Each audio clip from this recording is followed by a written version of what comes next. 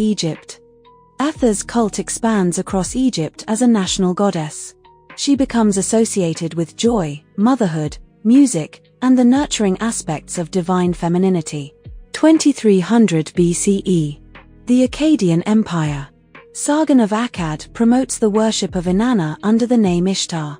This spreads her influence across Mesopotamia and transforms her into a goddess of both love and war. Around 2285 BCE. Yor, in Mesopotamia. The priestess Enheduanna composes hymns honoring Inanna. These writings represent the earliest known literature authored by a named human in recorded history. 2000 BCE. The Levant and Canaan. The goddess Astarte emerges within West Semitic religion. She represents fertility, sexuality, and warfare, becoming a powerful figure across Canaanite and Phoenician cultures. 1500 BCE. Ugarit, in modern Syria. Texts record the goddess Asherah as consort of the high god El and mother of the gods. This establishes her as a great maternal figure within the Canaanite divine family. 1400 BCE. Ugarit. Astarte appears in mythological tablets alongside other West Semitic deities. Her role expands as both a goddess of fertility and a divine warrior. 1300 BCE. Egypt. The myth of Atha transforming into the destructive force of Sekhmet appears in solar mythology. This story demonstrates the dual nature of divine feminine power, nurturing life but capable of cosmic destruction. 1200 BCE. The Eastern Mediterranean world. The Late Bronze Age collapse reshapes civilizations across the region. Despite political collapse, the worship of powerful goddesses like Astarte and Ether continues. 1000 BCE. Ancient Israel and surrounding territories. Inscriptions referencing Yahweh and his Asherah appear in archaeological records. These inscriptions suggest that early Israelite religion may have included a divine feminine counterpart. 800 BCE. The Mediterranean world. Greek observers identify the Phoenician goddess Astarte with their own goddess Aphrodite. This marks the cultural transmission of goddess archetypes across civilizations. 700 BCE. Judah. Religious reforms attempt to remove Asherah worship from Israelite religion. This represents one of the earliest large-scale suppressions of goddess traditions in favor of strict monotheism. 600 BCE. Phoenician colonies across the Mediterranean. Astarte worship spreads to cities like Carthage.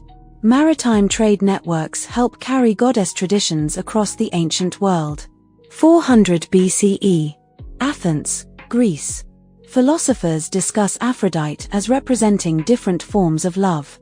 This transforms the goddess into both a religious and philosophical symbol. 46 BCE. Rome. Julius Caesar dedicates a temple to Venus Genetrix, the Roman form of Aphrodite. This links imperial Roman authority to the divine lineage of the goddess. 100 CE. The Roman Empire. Venus, derived from Aphrodite, becomes one of the most widely worshipped deities in the empire. Her symbolism shapes Roman art, culture, and ideals of beauty. 300 CE. The Mediterranean world. Christianization spreads across the Roman Empire. Public worship of the ancient goddesses gradually declines as temples close. 1850 CE. Egypt and Mesopotamia. Archaeologists begin rediscovering the ruins of ancient civilizations. These discoveries bring forgotten goddesses like Ether and Inanna back into historical awareness. 1929 CE. Ras Shamra, Syria. The Ugaritic tablets are discovered. These texts reveal detailed myths about Asherah, Astarte, and the ancient Canaanite pantheon. 1960 CE. Universities worldwide. Scholars reconstruct ancient Near Eastern mythologies. Academic research restores the historical importance of these goddesses. 2000 CE. Global academic communities. Comparative mythology begins linking Inanna, Ishtar, Astarte, and Aphrodite as evolving versions of a shared archetype. This reveals how divine feminine symbolism traveled across cultures for thousands of years. 2020 CE. The digital world. Online mythology channels, documentaries, and artists revive interest in ancient goddess traditions. Through digital storytelling, the voices of these ancient goddesses reach a new global audience. The living timeline of the great goddesses. 4000 BCE. The Nile Valley, Kemet. The earliest worship of Atha emerges in predynastic Egypt. This establishes one of the oldest known divine feminine traditions, linking the goddess to fertility, nourishment, music, and the life-giving power of the Nile. 3500 BCE. Uruk, in ancient Sumer. The goddess Inanna begins to appear in temple worship and early myth. She becomes one of humanity's earliest recorded deities of love, sexuality, power, and divine authority. 3200 BCE. Uruk, Sumer. Inanna becomes closely associated with sacred kingship and temple institutions. This connects political authority directly to divine feminine power, legitimizing rulers through the goddess. 3100 BCE. Uruk, Sumer. The great temple complex of Eanna is dedicated to Inanna. This temple becomes the primary religious center of her worship and a major hub of early urban civilization. 3000 BCE. Early dynastic Egypt. Atha's cult expands across Egypt as a national goddess. She becomes associated with joy, motherhood, music, and the nurturing aspects of divine femininity. 2300 BCE. The Akkadian Empire. Sargon of Akkad promotes the worship of Inanna under the name Ishtar. This spreads her influence across Mesopotamia and transforms her into a goddess of both love and war. Around 2285 BCE. Yor, in Mesopotamia. The priestess Enheduanna composes hymns honoring Inanna. These writings represent the earliest known literature authored by a named human in recorded history. 2000 BCE. The Levant and Canaan.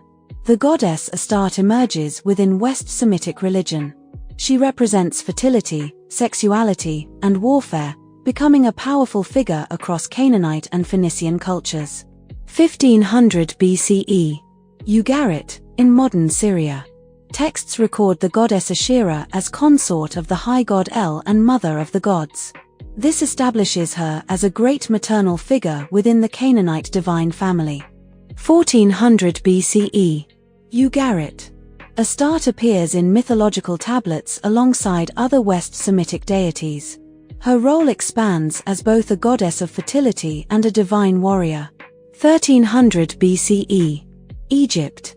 The myth of Atha transforming into the destructive force of Sekhmet appears in solar mythology. This story demonstrates the dual nature of divine feminine power, nurturing life but capable of cosmic destruction. 1200 BCE. The Eastern Mediterranean world. The Late Bronze Age collapse reshapes civilizations across the region. Despite political collapse, the worship of powerful goddesses like Astarte and Ether continues. 1000 BCE. Ancient Israel and surrounding territories. Inscriptions referencing Yahweh and his Asherah appear in archaeological records. These inscriptions suggest that early Israelite religion may have included a divine feminine counterpart. 800 BCE. The Mediterranean world. Greek observers identify the Phoenician goddess Astarte with their own goddess Aphrodite. This marks the cultural transmission of goddess archetypes across civilizations. 700 BCE. Judah. Religious reforms attempt to remove Asherah worship from Israelite religion. This represents one of the earliest large-scale suppressions of goddess traditions in favor of strict monotheism. 600 BCE. Phoenician colonies across the Mediterranean. Astarte worship spreads to cities like Carthage.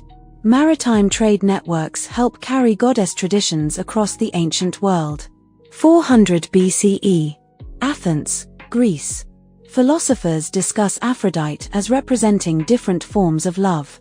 This transforms the goddess into both a religious and philosophical symbol. 46 BCE. Rome. Julius Caesar dedicates a temple to Venus Genetrix, the Roman form of Aphrodite. This links imperial Roman authority to the divine lineage of the goddess. 100 CE. The Roman Empire. Venus, derived from Aphrodite, becomes one of the most widely worshipped deities in the empire. Her symbolism shapes Roman art, culture, and ideals of beauty. 300 CE. The Mediterranean world. Christianization spreads across the Roman Empire. Public worship of the ancient goddesses gradually declines as temples close. 1850 CE. Egypt and Mesopotamia. Archaeologists begin rediscovering the ruins of ancient civilizations. These discoveries bring forgotten goddesses like Ether and Inanna back into historical awareness. 1929 CE. Ras Shamra, Syria. The Ugaritic tablets are discovered. These texts reveal detailed myths about Asherah, Astarte, and the ancient Canaanite pantheon. 1960 CE. Universities worldwide. Scholars reconstruct ancient Near Eastern mythologies.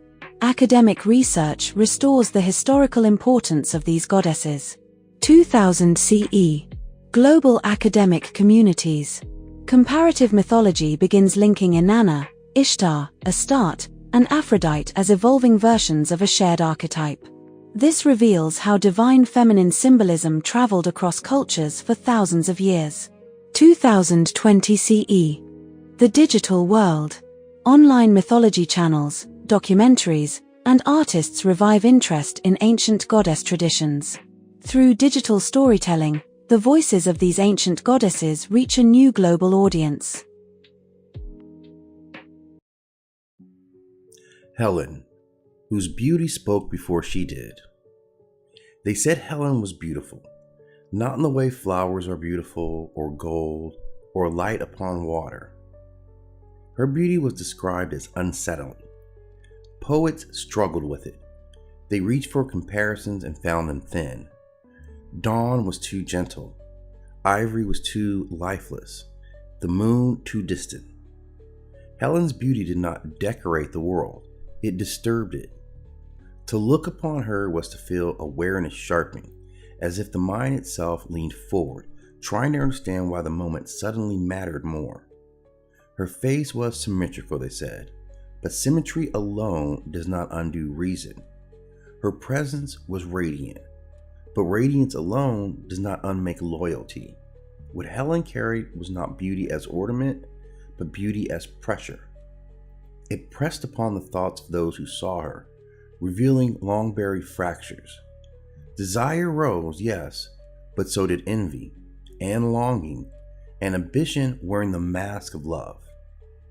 Men claimed they loved her, but what they loved was a version of themselves they imagined standing beside her. Helen knew how she was seen. She learned early that her beauty arrived in a room before her voice, that eyes decided things long before words were spoken. So she learned stillness, because movement invited interpretation. She learned restraint, because even silence was rarely granted to her. And yet, she did not diminish herself. She wore her beauty the way the sea wears depth, without apology, without explanation. Where she walked, attention followed. Where attention gathered, order loosened. Promises grew fragile. Old certainties began to feel optional. Helen did not seduce, she exposed. Her beauty did not command men to act. It asked a quieter question. Who are you when no one is forcing you? The gods watched her with familiarity. They recognized the pattern. Beauty like hers was not a gift. It was a threshold. To cross it required wisdom. Few possessed any. As years passed, her name hardened into shorthand, a symbol stripped of breath and memory. Her beauty was blamed as though beauty itself were a crime, rather than a mirror held too close. But the truth remained, patient and unchanged. Helen's beauty did not ruin the world. It revealed how easily the world ruins itself when faced with something it cannot own. She was never a prize. She was never a temptation. She was a measure. And what failed was not restraint alone, but understanding.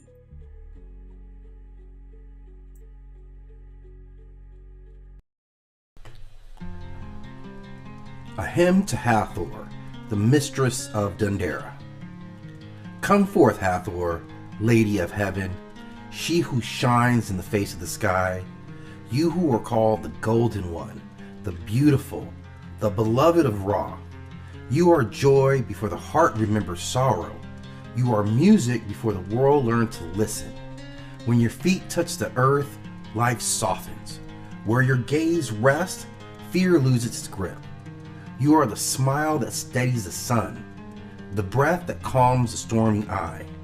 Come to your house at Dundera, O Hathor, that order may endure and that people may live.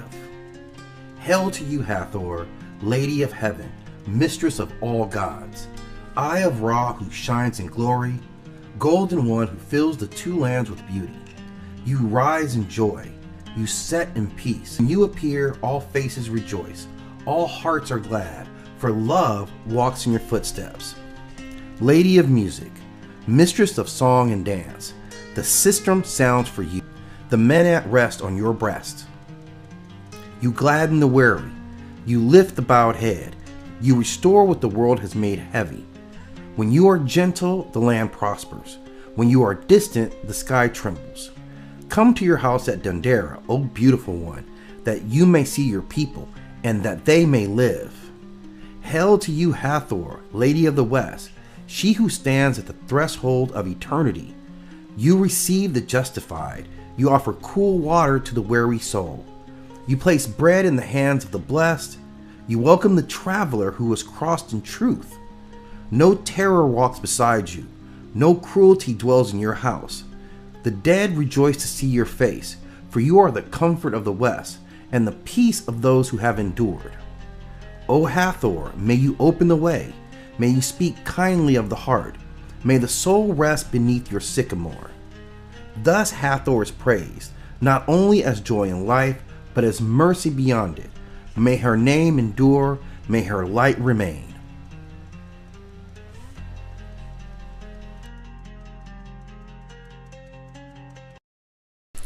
The myth of Izanami and why death must remain unseen. Now, Izanami does not rule the dead because she chose to. She rules because love followed her where it should not have gone. In Japanese myth, death is not evil. It is contamination, a state that spreads where boundaries have been violated. Izanami is not terrifying because she dies. She is terrifying because she is looked at after death. Izanami and Izanagi create the world together. The land, the sea, the gods, and creation itself is intimate, cooperative, and sacred. So this is not a domination myth. This is a partnership. And then Izanami dies, giving birth to fire. It is painful, it is messy, and it feels wrong, as we watch creation claim its very first prize. But then we see love that refuses to let go, because Izanagi cannot accept her death. And this is the first mistake. So he descends into Yomo, the underworld, not to conquer, not to rescue the world, but to bring his wife back to life. This is not noble. It is selfish.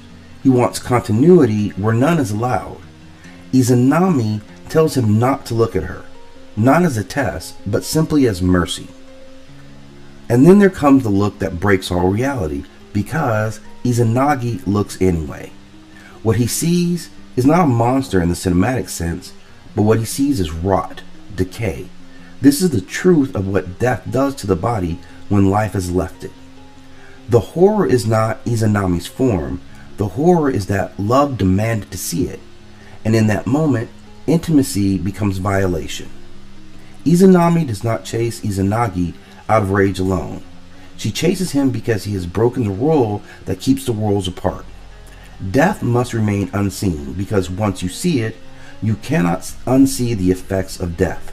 You cannot romanticize it. You cannot pretend love makes it safe. Izanami becomes death not out of malice, but out of necessity. And this is why Izanami must be sealed away. When Izanagi escapes, he seals Yami behind a boulder. This is not abandonment. It is truly containment. The living cannot coexist with unveiled death. Izanami promises to take 1,000 lives a day. Izanagi answers that he will create 1,500 more. It is not victory, it is called equilibrium. Life and death are no longer lovers, they are opposing processes. Hades teaches us that death is inevitable. Hell teaches us that death is final. Osiris teaches us that death continues. Izanami teaches us something much harder. Death is not meant to be witnessed up close by those who still love, because love will try to bring it back, and death will answer by spreading. Sometimes the most loving thing you can do is not look back.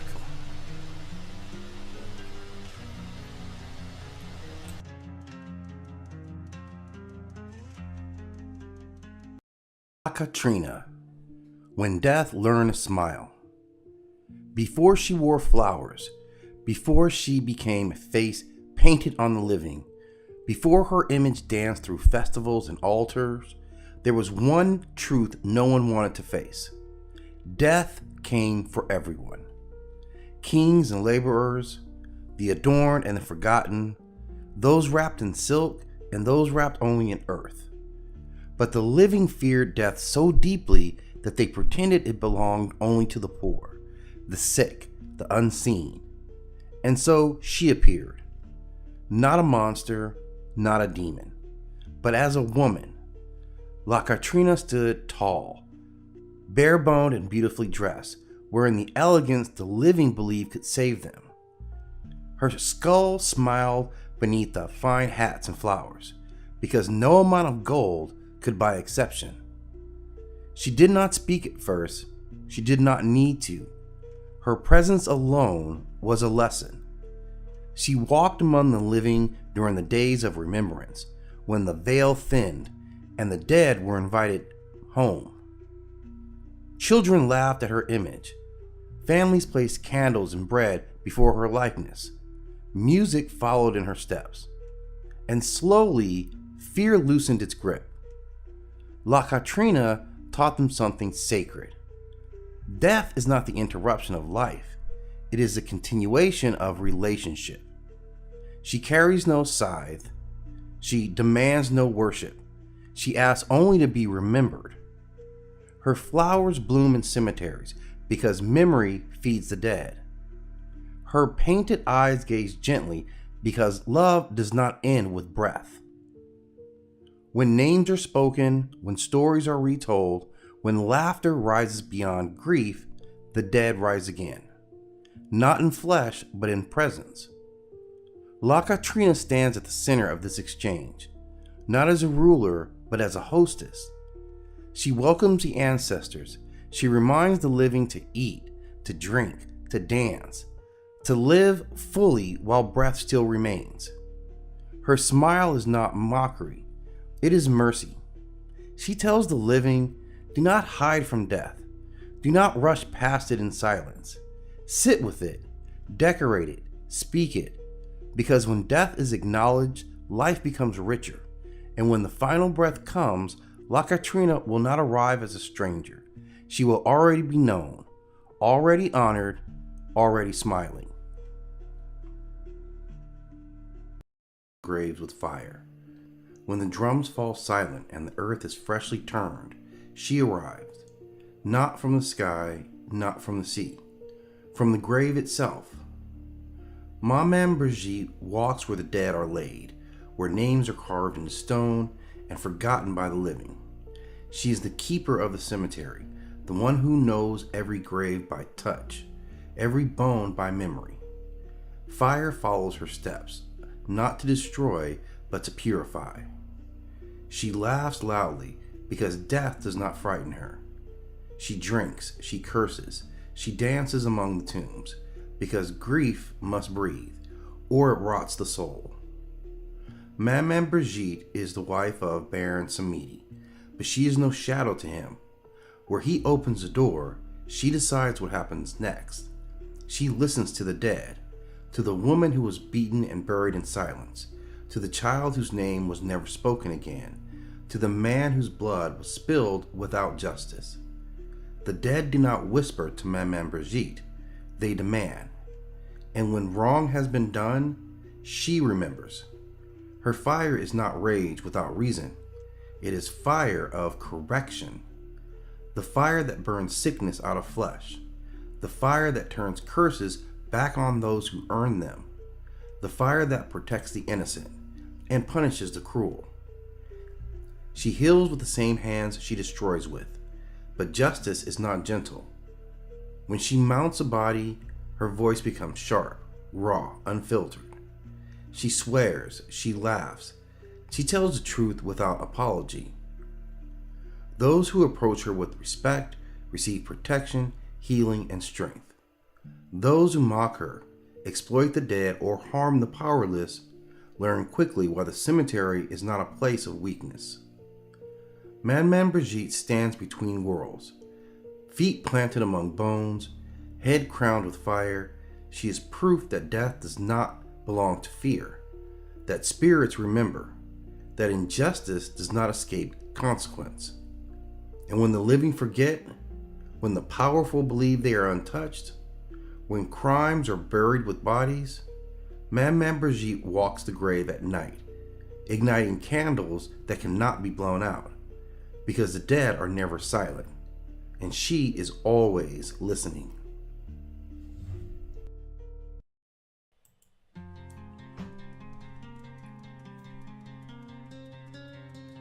Metatron, angel of cosmic administration and institutionalized awareness. Metatron is not a god who fell. He is not a god who rebelled. He is not a god at all. Metatron is what happens when awareness is allowed to remain, but only on the condition that it no longer disrupts the system. If Thoth represents cosmic structure, and Odin represents awareness purchased through sacrifice, Metatron represents awareness that has been absorbed, regulated, and formalized. He is not exile, he is compliance. Metatron is known by titles that do not suggest personality, but rather position. He is called Prince of the Presence. He is the heavenly scribe, the lesser Yahweh, the Chancellor of Heaven, the voice behind the throne. These titles are controversial not because they make Metatron powerful, but because they make him too close. Metatron stands near divinity without being divine. He executes authority without originating it. He speaks without being the source. And that tension defines him. In Jewish mystical tradition, Metatron is often identified with Enoch, a man who walked with God. Enoch does not die, he is taken. But he does not return as a god, he returns as a function. Enoch makes Metatron not through rebellion or ambition, but through transformation into something useful to the cosmic order. And this matters. Metatron is awareness that is permitted to ascend, but only by surrendering autonomy. Now, what Metatron governs? Metatron does not govern creation. He does not govern destruction. He does not govern judgment. He governs administration. Metatron is responsible for recording divine decrees, organizing angelic hierarchies, maintaining celestial order, transmitting law downward, regulating access to knowledge. He is not wisdom itself, he is the keeper of wisdom's circulation. Where Thoth records reality, Metatron routes it. Metatron is the embodiment of a dangerous idea, that the universe can be managed. In the mythic text, heaven is not chaos. Heaven is a system. It has ranks, orders, permissions, boundaries.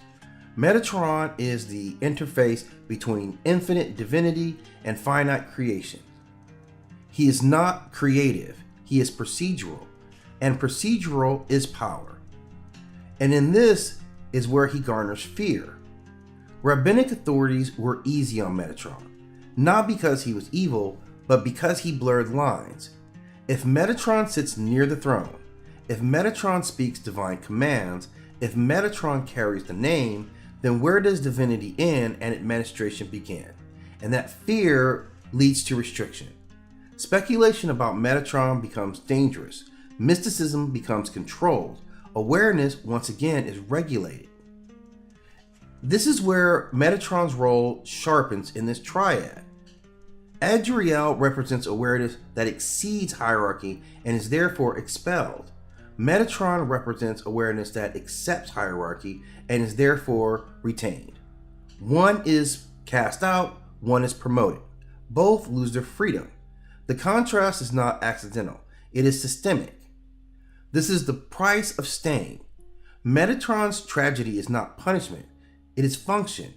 He does not fall, he does not rebel, he does not seek worship.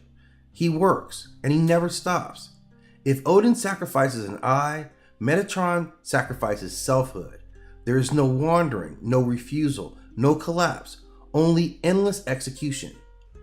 Now, Metatron and modern ideas about consciousness, what he represents is institutional intelligence, algorithmic authority, knowledge divorced from empathy, systems that run because there must. He is the consciousness of infrastructure, the mind behind the system that says this is how it is done, not because it is right, but because it is stable. Now, Metatron is not malevolent. He does not corrupt. He maintains. And this is far more unsettling, because systems rarely ask whether they should continue, only whether they can, and Metatron ensures that they can. Metatron does not intervene. He is never a savior. He does not warn. He does not resist. He only enforces.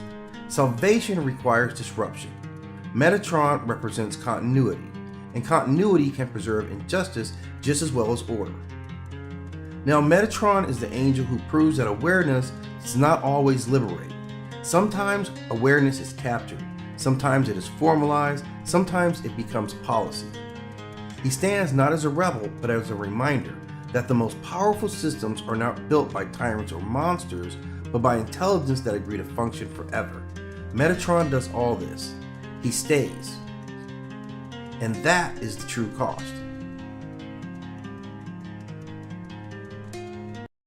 This is a Myth Archives entry. In this record, we are stepping into a narrow slice of sacred time, from 1200 to 1000 BCE. This is not a story told through legend. This is not a dramatization. This is a chronological archive. Across these 2 centuries, civilizations are consolidating their gods. Pantheons are structuring themselves. Divine hierarchies are forming. Sacred law is tightening. War gods rise. Judgment becomes formalized. Time itself becomes divine. In Mesoamerica, the feathered serpent takes symbolic shape. In Kemet, order and measurement govern the afterlife. In Israel, exclusivity strengthens. In the Norse world, wisdom demands sacrifice. In Yoruba lands, iron becomes sacred. In Vedic India, time begins to devour all things. This is a period of consolidation, a period of definition, a period where myth becomes structure. The following is a documented timeline of developments within this era, year by year, location by location, event by event, and why each moment matters. This is Myth Archives. And this is a slice of time. 1200 BCE in early Mesoamerica, within Proto-Olmec and Olmec regions, the feathered serpent archetype begins appearing in ceremonial symbolism. Sky and earth are unified in sacred imagery. This becomes one of the foundational deity structures of the Americas. In the ancient Levant, early Israelite strongman hero traditions emerge. Divinely empowered warrior myths begin forming, laying groundwork for later Samson narratives. At the same time, the concept of Satan appears in Hebrew tradition, not as a rebel being, but as an accuser, a role within divine order. Adversarial testing becomes part of sacred structure. Lilith-like figures also circulate in Hebrew folklore, showing the migration of Mesopotamian mythic influence into Israelite thought.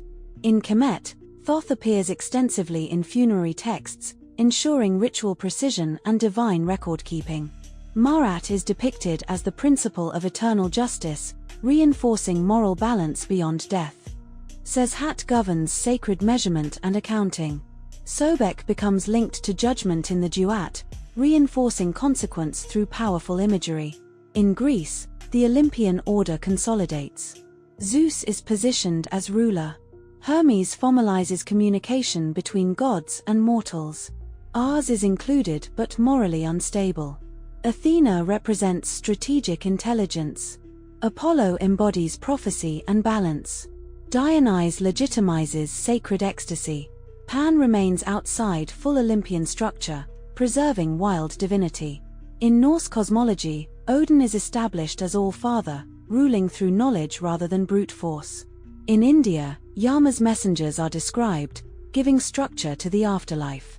Within early Hebrew tradition, divine knowledge is framed as transgression, linking awareness with obedience. Near Moab, in the valley of Shittim, the Israelite encounter with Baal Peor marks a theological shift toward exclusivity. 1050 BCE in ancient Israel, the Nazirite vow defines Samson's strength. Power becomes conditional upon obedience and covenant. 1040 BCE Samson defeats the Philistines through supernatural strength, becoming a personalized instrument of divine intervention. 1030 BCE in Gaza, Delilah betrays Samson. Intimacy becomes the pathway to vulnerability. 1025 BCE Samson destroys the Philistine temple in death. Strength is reclaimed through sacrifice, restoring divine purpose. 1000 BCE in Nubia and the Levant, Orzit worship spreads beyond Kemet, signaling regional diffusion of Egyptian divinity. In Israelite theology, adversarial figures continue appearing as agents of divine testing. Apep in Kemet becomes formalized as embodiment of Isfet, cosmic disorder. In Yoruba lands of present-day southwestern Nigeria, Augun is venerated as divine blacksmith, linking iron, war, and civilization. Yemoja's worship expands across city-states, anchoring society through water and motherhood. In China, sword-bearing iconography becomes formalized, symbolizing judgment and authority. In the Norse world, Frigg is established as Odin's consort, reinforcing sovereign partnership. Thor emerges as defender of Midgard. Odin sacrifices his eye for wisdom, demonstrating knowledge requires loss. In Ashanti oral tradition, Amoki is depicted as female guardian over life and death. In Israelite tradition, angels are increasingly defined as messengers and enforcers, tied to law and divine record-keeping. Administrative theology expands. In late Vedic India, time becomes linked to Brahman. Kala emerges as ultimate devourer, time itself as divine principle. In the kingdoms of Israel and Judah, condemnation of Baal worship consolidates in Hebrew texts. Monotheistic identity strengthens. End of archive entry.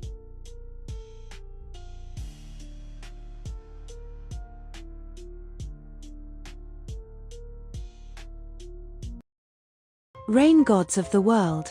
A Myth Archives reading. Rain has always meant survival. Before irrigation canals. Before industrial farming. Before written scripture.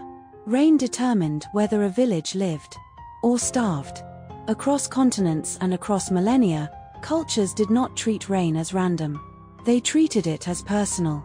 They gave it a name, a temperament, a will. This is a survey of the rain gods of the world. The first storm kings in ancient Mesopotamia, one of the earliest recorded rain deities was Ishkor. He was a storm god of Sumer. He carried thunder.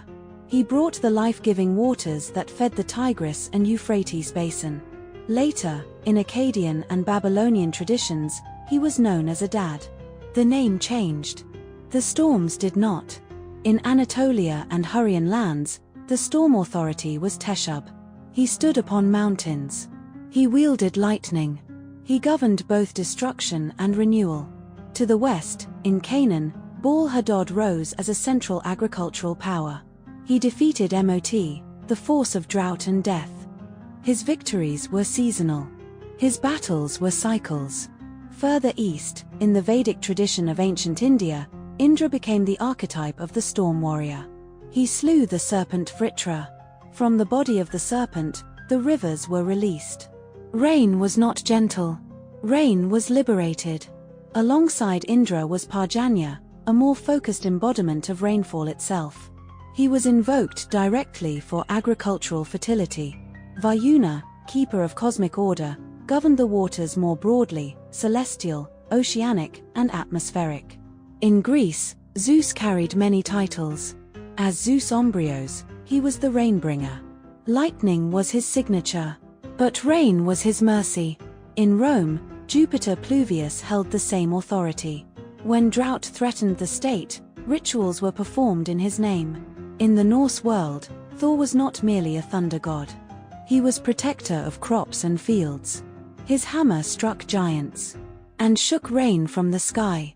Among the Slavs, Perun ruled the oak and the storm. His lightning was a divine weapon. His rain sustained the land. Across Europe and Western Asia, the pattern repeats. The Storm King is a warrior. Rain is power. Rain as dragon and serpent in China, rain was not only thunder. It was dragon. The Dragon Kings, known as Long Wang, ruled the four seas. Each direction had a sovereign.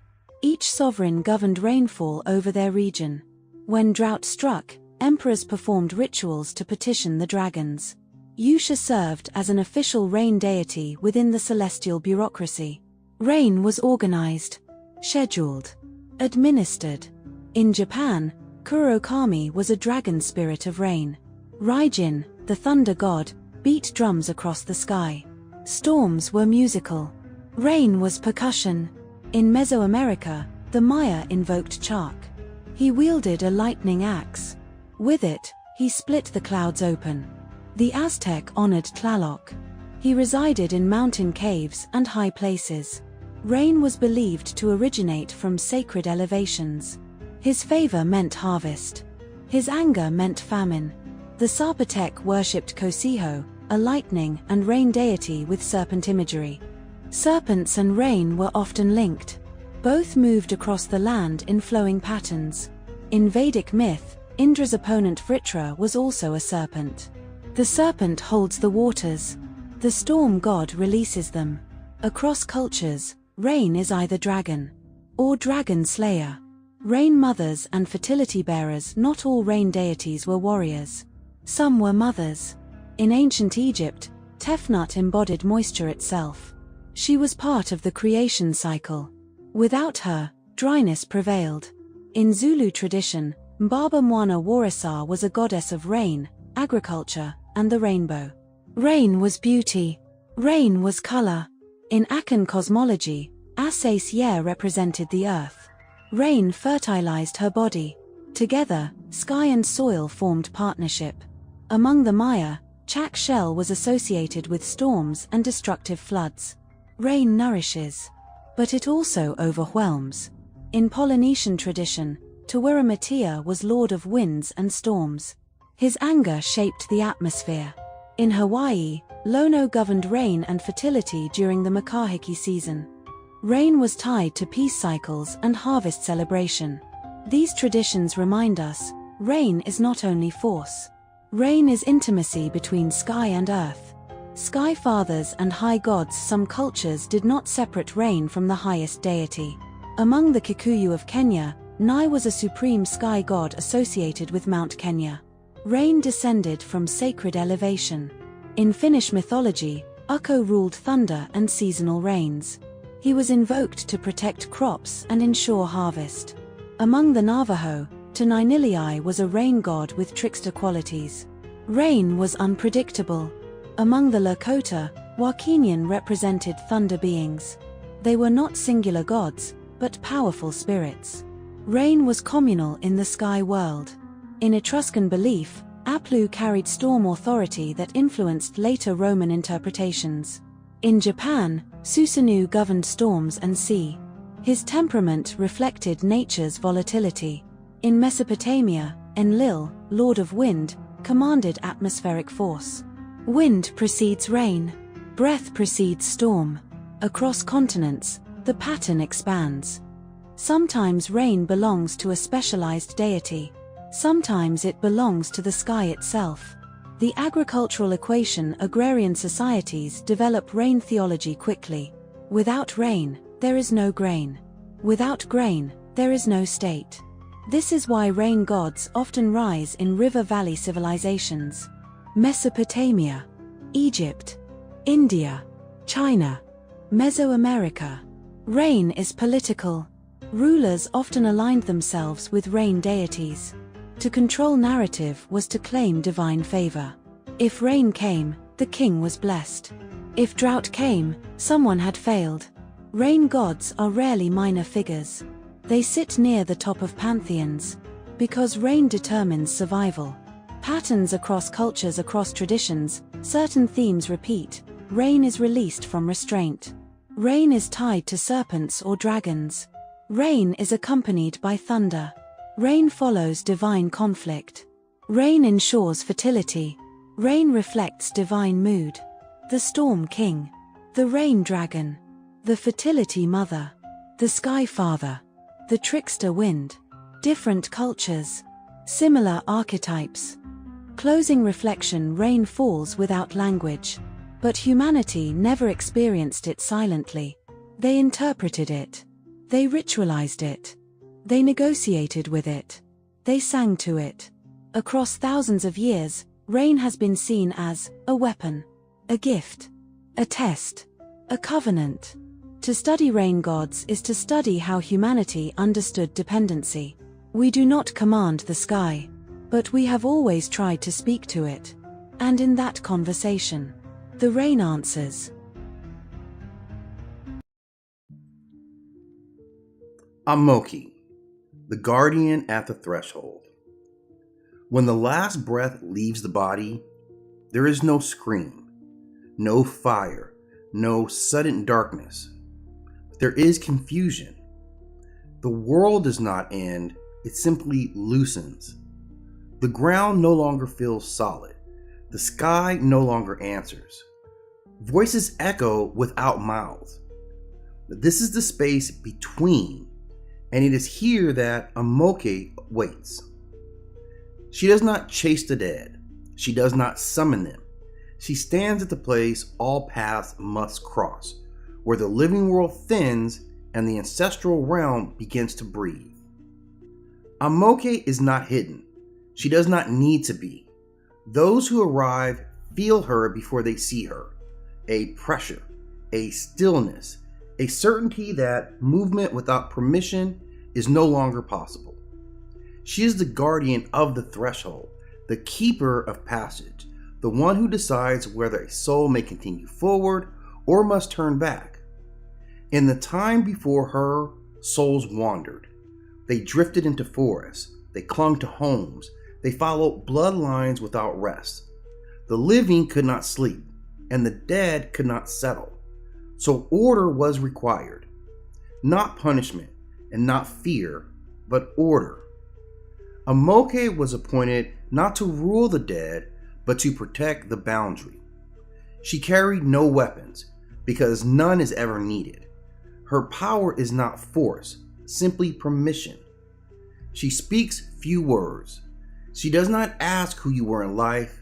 She does not care for titles, wealth, or praise. She listens for balance. She listens for truth.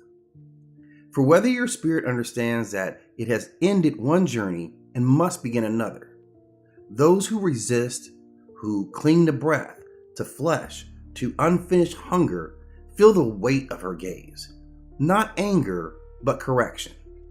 They are guided back, returned to dreams, sent to resolve what was left undone. Now those who accept, they feel something entirely different. Relief. Their fear loosens. Their memories soften.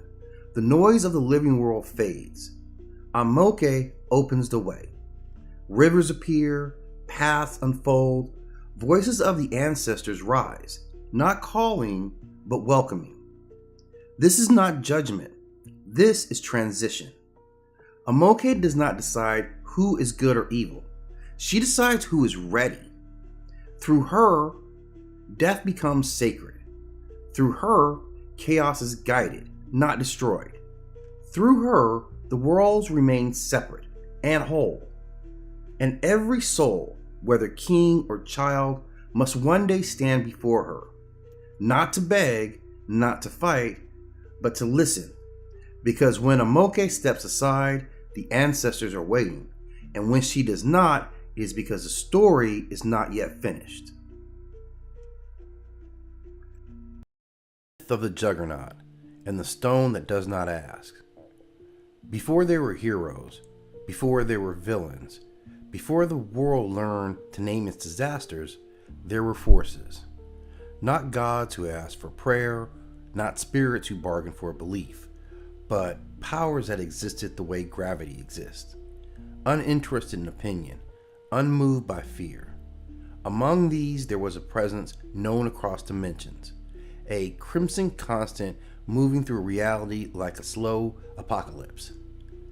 Sidorak. He was not born, he did not rise, he did not fall. He advanced. When Sidorak passed, worlds bend, not because he hated them, but because resistance was meaningless. Mortals tried to understand him once. They failed. So instead, they learned to survive him.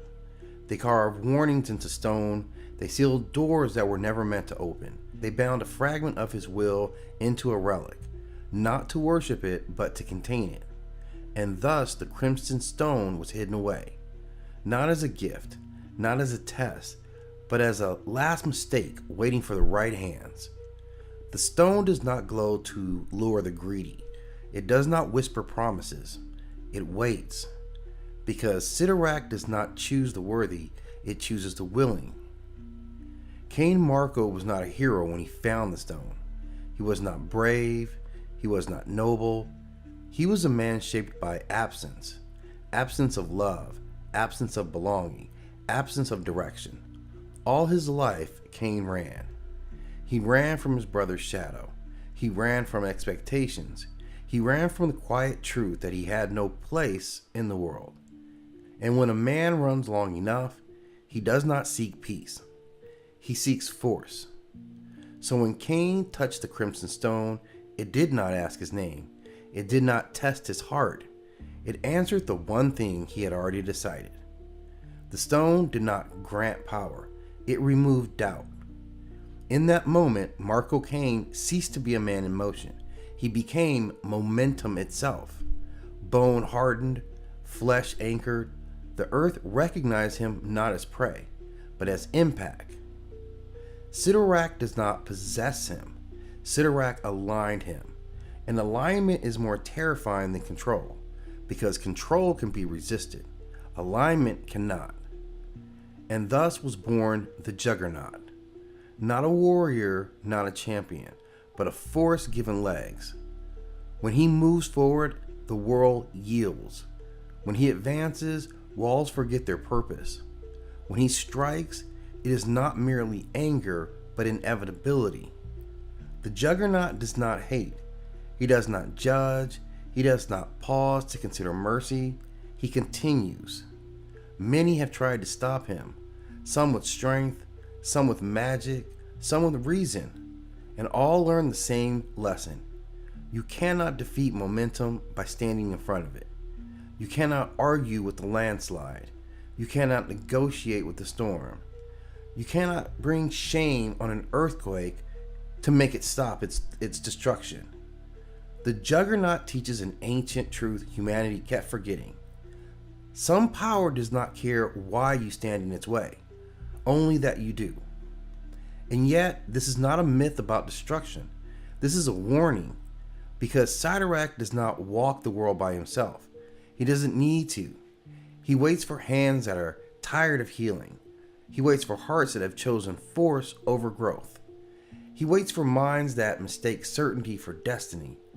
The Crimson Stone still exists, not buried in ruins, not locked in temples, but wherever someone decides that forward motion matters more than understanding, that the impact is easier than introspection, that becoming unstoppable is better than becoming whole. And when that choice is made, the stone listens, and it does not ask. Long ago, when the North forgot how to sleep, the winter arrived quietly. Not the clean snow of stars, but a tired chill, heavy, lingering, very unsettled. Rivers froze in the wrong directions. Shadows stayed longer than they should, and fear, left unattended, learned how to walk. But the heavens noticed. They debated, they hesitated.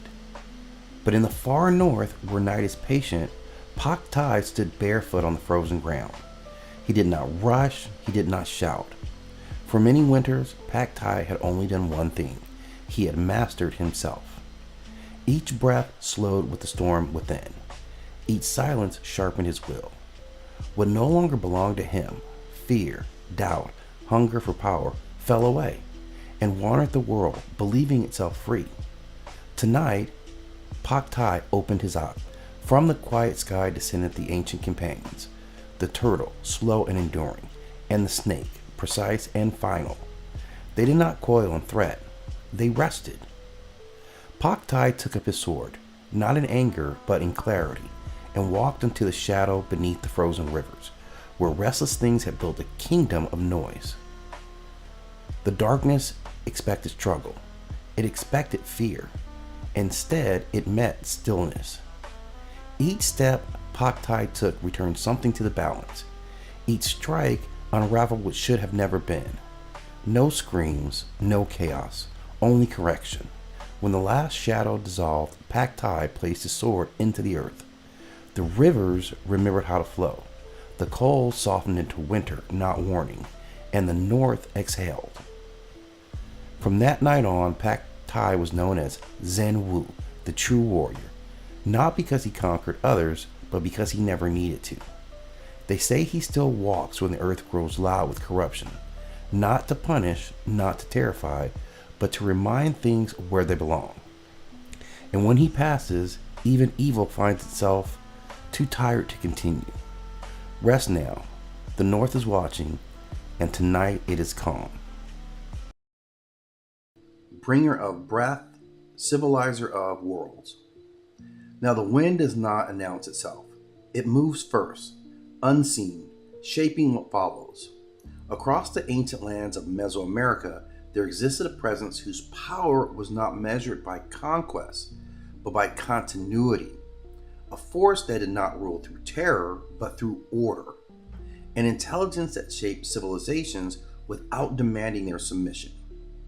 They call this presence Quetzalcoatl, known as the feathered serpent, a being where sky and earth converge in one, where motion is governed by restraint, where creation begins not with command, but with breath. He was not worshipped as a tyrant. He was remembered as a guide. Now, Quetzalcoatl was never a single image, nor a single role. He moved through cultures and centuries under many names, each reflecting a function rather than a disguise. As Quetzalcoatl, he was the feathered serpent, the union of earthbound life and celestial motion. Feathers representing the sky, scales representing the ground, neither being dominant, both being necessary. As Ihikatl, he was the wind itself, invisible, essential, life-giving, the breath that animates the world, clears stagnation, and carries sacred speech from one age to the next. Among the Maya, he was remembered as Kukulkan, an echo rather than imitation, proof that his influence traveled farther than borders and endured longer than empires. These were not separate gods. These were aspects of the same civilizing force. His role as the civilizer. Quetzalcoatl did not create humanity to rule it. He prepared humanity to survive. He is credited with bringing maize from the mountains where it is hidden and transforming this sustenance into civilization. He established calendars so time itself could be measured, remembered, and anticipated. He gave humanity sacred speech, language not only for command, but for teaching, for prayer, and for recording. As Ihikatl, the wind, he moved the sun across the sky so the world would not stagnate in darkness. Breath, motion, rhythm. These were his domains. Where other gods demanded sacrifice to prove loyalty, Quetzalcoatl emphasized balance. Order was not enforced, it was simply taught. The descent into Mexiclan. When the world stood empty of humanity, Quetzalcoatl descended into Mexiclan, the realm of the dead, where the remains of previous ages lay guarded by these lords of death. Now these bones were not relics, they were potentials, And the rulers of Meticlan did not yield them willingly. They tested Quetzalcoatl with impossible trials, attempting to entrap him in his failure. And in the struggle, he stumbled, and the bones shattered. Creation itself, it seemed to have failed again. But Quetzalcoatl did not retreat. He gathered the broken remains and spilled his own divine blood upon them. From sacrifice, not dominance, humanity emerged. Imperfect, fragile, and varied. Human beings were not forged as flawless instruments. They were born of loss and intention. And this imperfection was not a flaw, it was the point. The Age of Order. In later ages, Quetzalcoatl walked among humanity as ruler priest, remembered as Tolpitzin Quetzalcoatl, presiding over the city of Tula. His rule was defined not by expansion, but by refinement. Human sacrifice was rejected, arts and learning flourished, craftsmanship, astronomy, and ritual knowledge became the foundations of society. Under this guidance, civilization advanced without descending into cruelty, and this was rare, and rarity often brings attention. Where Quetzalcoatl represented restraint and continuity, Tezcatlipoca embodied conflict, reflection, and disruption. He did not confront Quetzalcoatl with armies, he confronted him with a mirror, and in that mirror, Quetzalcoatl saw not a god, but a flawed being, aging, mortal, capable of error. Temptation followed, sacred boundaries blurred. The myth does not dwell on indulgence, it dwells on consequence. Quetzalcoatl recognized that he had fallen short of his own principles, and instead of doubling down on authority, he chose removal. Exile and transformation. Quetzalcoatl did not cling to power, he left. Some traditions say he walked eastward towards the sea. Others say he burned himself on a pyre. The details differ, but the meaning remains constant. He refused to rule dishonestly. Record Moke. La Katrina. Mama Brigitte. 3000 BCE. Region. Akan regions of West Africa. Event. Early Akan belief systems define death as a guided transition rather than a final ending. Meaning, death is understood as movement between realms. It requires oversight and authority. Consequence. The foundation is established for Moke, later known as Amoki, as a guardian of souls. 2800 BCE. Region. Akan cultural sphere of West Africa. Event. Funerary customs emphasize judgment, order, and ritual preparation. Meaning, the dead are evaluated before entering the ancestral realm. Consequence. Moke becomes associated with moral accountability and spiritual law. 2500 BCE. Region. West Africa. Event. Death rituals incorporate symbolic barriers and thresholds.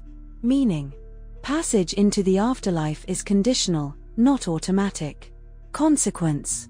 Moke's role solidifies as guardian of the boundary between life and death. 2200 BCE. Region. Akan oral tradition. Event. Stories describe a female authority presiding over the dead. Meaning, death governance is feminized and tied to balance rather than violence. Consequence. Moke is remembered as impartial, feared, and respected. 2000 BCE. Region. Akan societies of West Africa. Event. Death is framed as continued participation in community life.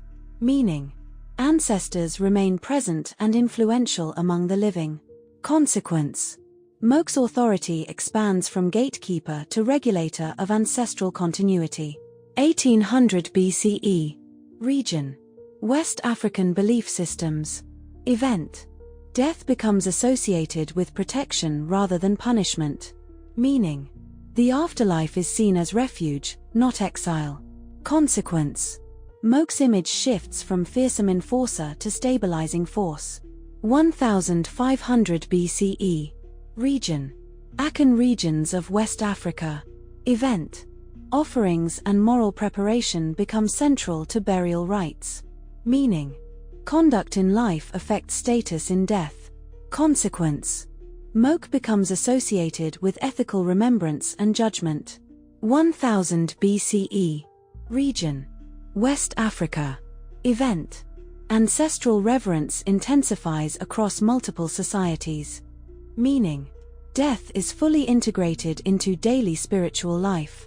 Consequence: Moke's role becomes permanent within cultural structure. 500 BCE. Region: Akan oral culture. Event: Moke's imagery stabilizes through repeated oral transmission. Meaning: death is depicted as stern, orderly, and just. Consequence: her authority becomes unquestioned across generations. 500 BCE. Region: Mesoamerica. Event: indigenous cultures depict death through skeletal deities. Meaning: death is visible, cyclical, and familiar. Consequence: the symbolic groundwork for La Catrina is established. 400 CE. Region: Central Mexico. Event: death imagery becomes linked to ancestor remembrance rituals. Meaning: the dead are honored as continuing members of society. Consequence: death becomes culturally normalized. 1500 CE. Region: Mexico. Event: Spanish colonization introduces Catholic death iconography. Meaning: indigenous death traditions are suppressed but persist beneath the surface. Consequence: native symbolism adapts rather than disappears. 1600 CE. Region: Colonial Mexico. Event: indigenous and Catholic death imagery merge. Meaning: death becomes a hybrid cultural expression. Consequence: the skeletal female archetype begins to re-emerge. 1700 CE. Region: Mexico. Event: satirical skeletal figures critique social hierarchy. Meaning: death exposes equality in mortality. Consequence: the proto-La Catrina figure takes shape. 1800 CE. Region: Mexico. Event: elegant skeletal women are popularized in print art. Meaning: death mocks wealth, class, and vanity. Consequence: La Catrina becomes a recognizable cultural icon. 1900 CE. Region: Mexico. Event: Day of the Dead celebrations elevate La Catrina's role. Meaning: death is framed as remembrance rather than fear. Consequence: La Catrina becomes a national symbol. 2000 CE. Region: Global. Event: La Catrina gains international recognition. Meaning: Mexican death philosophy enters global culture. Consequence: death is reframed as memory and continuity. 1700 CE. Region: Haiti. Event: African spiritual traditions merge with European folklore under colonial conditions. Meaning: death guardianship adapts to displacement and enslavement. Consequence: Mémoire Brigitte emerges within the Gade spirits. 1800 CE. Region: Haiti. Event: Mémoire Brigitte becomes associated with cemeteries and graves. Meaning: she protects the dead and enforces moral order. Consequence: death becomes guarded rather than abandoned. 1900 CE. Region: Haitian Vodou tradition. Event: fire and crosses become central to Mémoire Brigitte's imagery. Meaning: death represents purification and protection. Consequence: she is feared by the unjust and trusted by the faithful. Late 1900 CE. Region: Western Media. Event: Vodou death figures are misrepresented as malevolent. Meaning: death is falsely portrayed as evil. Consequence: Mémoire Brigitte's true role is obscured. 2000 CE. Region: Haiti and diaspora communities. Event: cultural reclamation corrects misrepresentation. Meaning: death goddesses are reaffirmed as protectors. Consequence: Mémoire Brigitte is restored as a guardian figure. Present day. Region. Global mythology studies. Event. Comparative analysis of death goddesses across cultures. Meaning. Death is governed, remembered, and regulated. Consequence. Moke, La Katrina, and Mema Brigitte are recognized as stabilizing forces, not villains. It struck. In the high hall of Asgard, beneath banners older than memory, Odin spoke of convergence, of cycles closing, of stories folding back into their source. He called it wisdom. Donar called it surrender. He had been raised to protect the 9 realms, trained in warfare, forged in conflict. Every oath carved to him said the same thing. Guard them. Protect them. Do not let them fall. So when his father spoke calmly of Ragnarok as inevitability, Donar did not hear the prophecy. He heard betrayal. The argument rose like a storm. Words became accusations. Accusations became fury. And in a single terrible moment, the thunder answered. One blow. Not a drawn-out duel. No ritual challenge. No prophecy fulfilled. Odin fell. The hall went silent. Donar stared at what he had done and named it an accident, a tragic miscalculation, a moment of anger. But he did not step down. He stepped forward. He took the throne. He swore he would do what his father would not. He would not accept collapse. He would not allow the 9 realms to fold inward. He would make Ragnarok impossible. So he went to war, system by system, world by world. He moved like a storm across stars. Reptilian empires were broken. Ancient territories were seized. Alliances were crushed. Resistance was disciplined. He did not call it conquest. He called it prevention. The stronger he became, the safer the realms would be. That was the logic. That was the wound. Ea was never meant to be strategic. It was small, gentle, civilian. A low-gravity world of aesthetic beauty and quiet skies.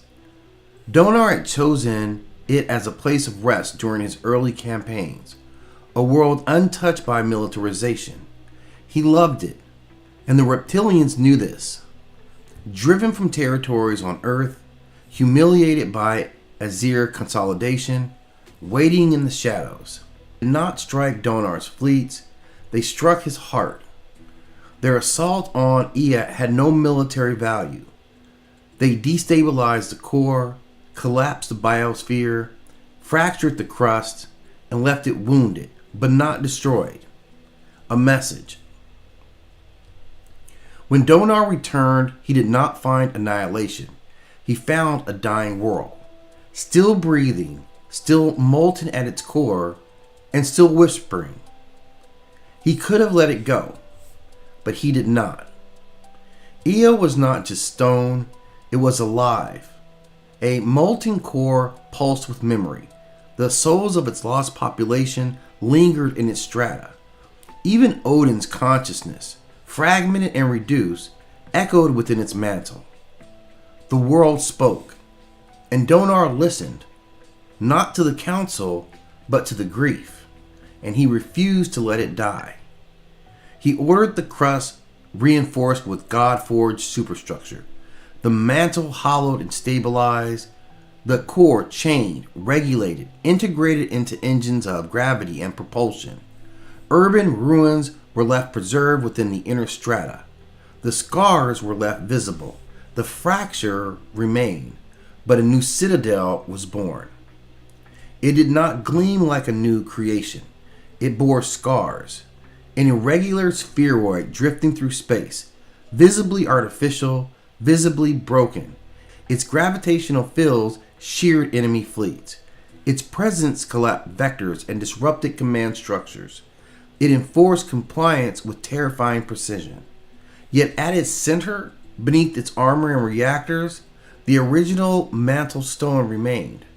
Carved into it was the throne of Ea. Where Donar sat there, he did not bend cosmic law, he did not write reality, he held court. And he listened to the hum. The core whispered. Sometimes it sounded like wind through fractured rock. Sometimes it sounded like mourning.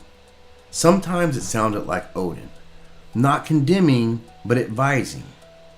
Cycles cannot be crushed. Strength cannot erase change. You cannot conquer inevitability. Donar heard weakness in his words, and so he hardened. He expanded. He enforced. His soldiers began to change. The wars were not like those of old. New weapons tore through divine regeneration. Limbs were lost that never grew back. Eyes shattered and remained dark. Immortals learned what permanence meant. Scars marked the Asir. Ea marked them too. Yet Donar refused to mourn. He called it endurance. He labeled it resolve. He said it was protection. The city of Ea drifted as a symbol. Not merely a capital, not just a weapon. It was grief armored. Loss mechanized. Love hollowed and weaponized. A reminder that mercy, once violated, may return as permanence. Donar does not see himself as a tyrant. He sees himself as a guardian. He does not realize that in trying to prevent Ragnarok, he may be accelerating the very consolidation his father foresaw. The whispers remain, the scars remain, the citadel remains, and somewhere in that molten core, a father waits for a son to understand that protection is not the same as control. The thunder rarely listens.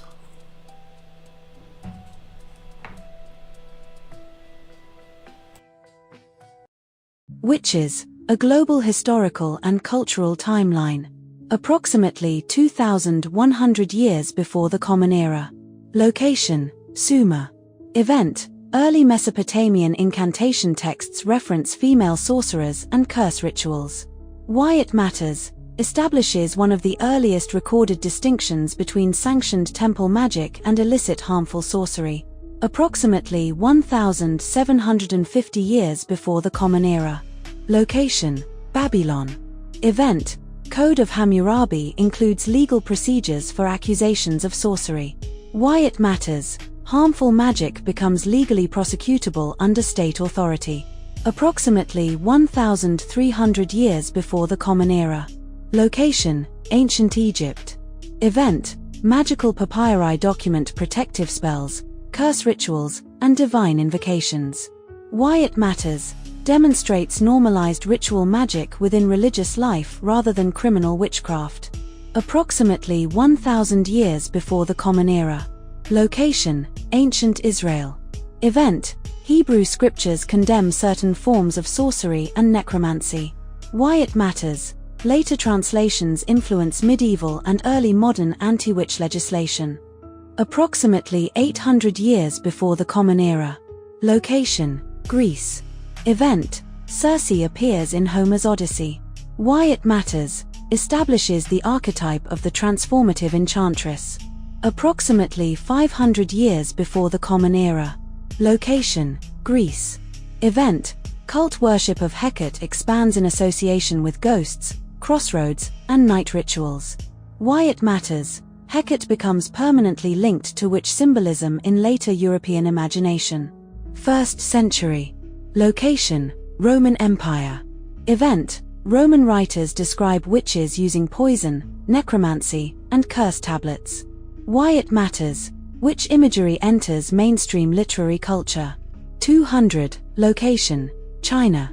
Event, records describe accusations against Wu practitioners accused of harmful spirit manipulation. Why it matters, demonstrates early East Asian parallels to witchcraft suspicion. 600, location, Arabian Peninsula. Event, pre-Islamic poetry references female soothsayers and practitioners of divination. Why it matters, shows widespread association between women and mystical knowledge. 906, location, West Francia. Event, Canon Episcopi written. Why it matters. Official church doctrine dismisses witch flight as illusion.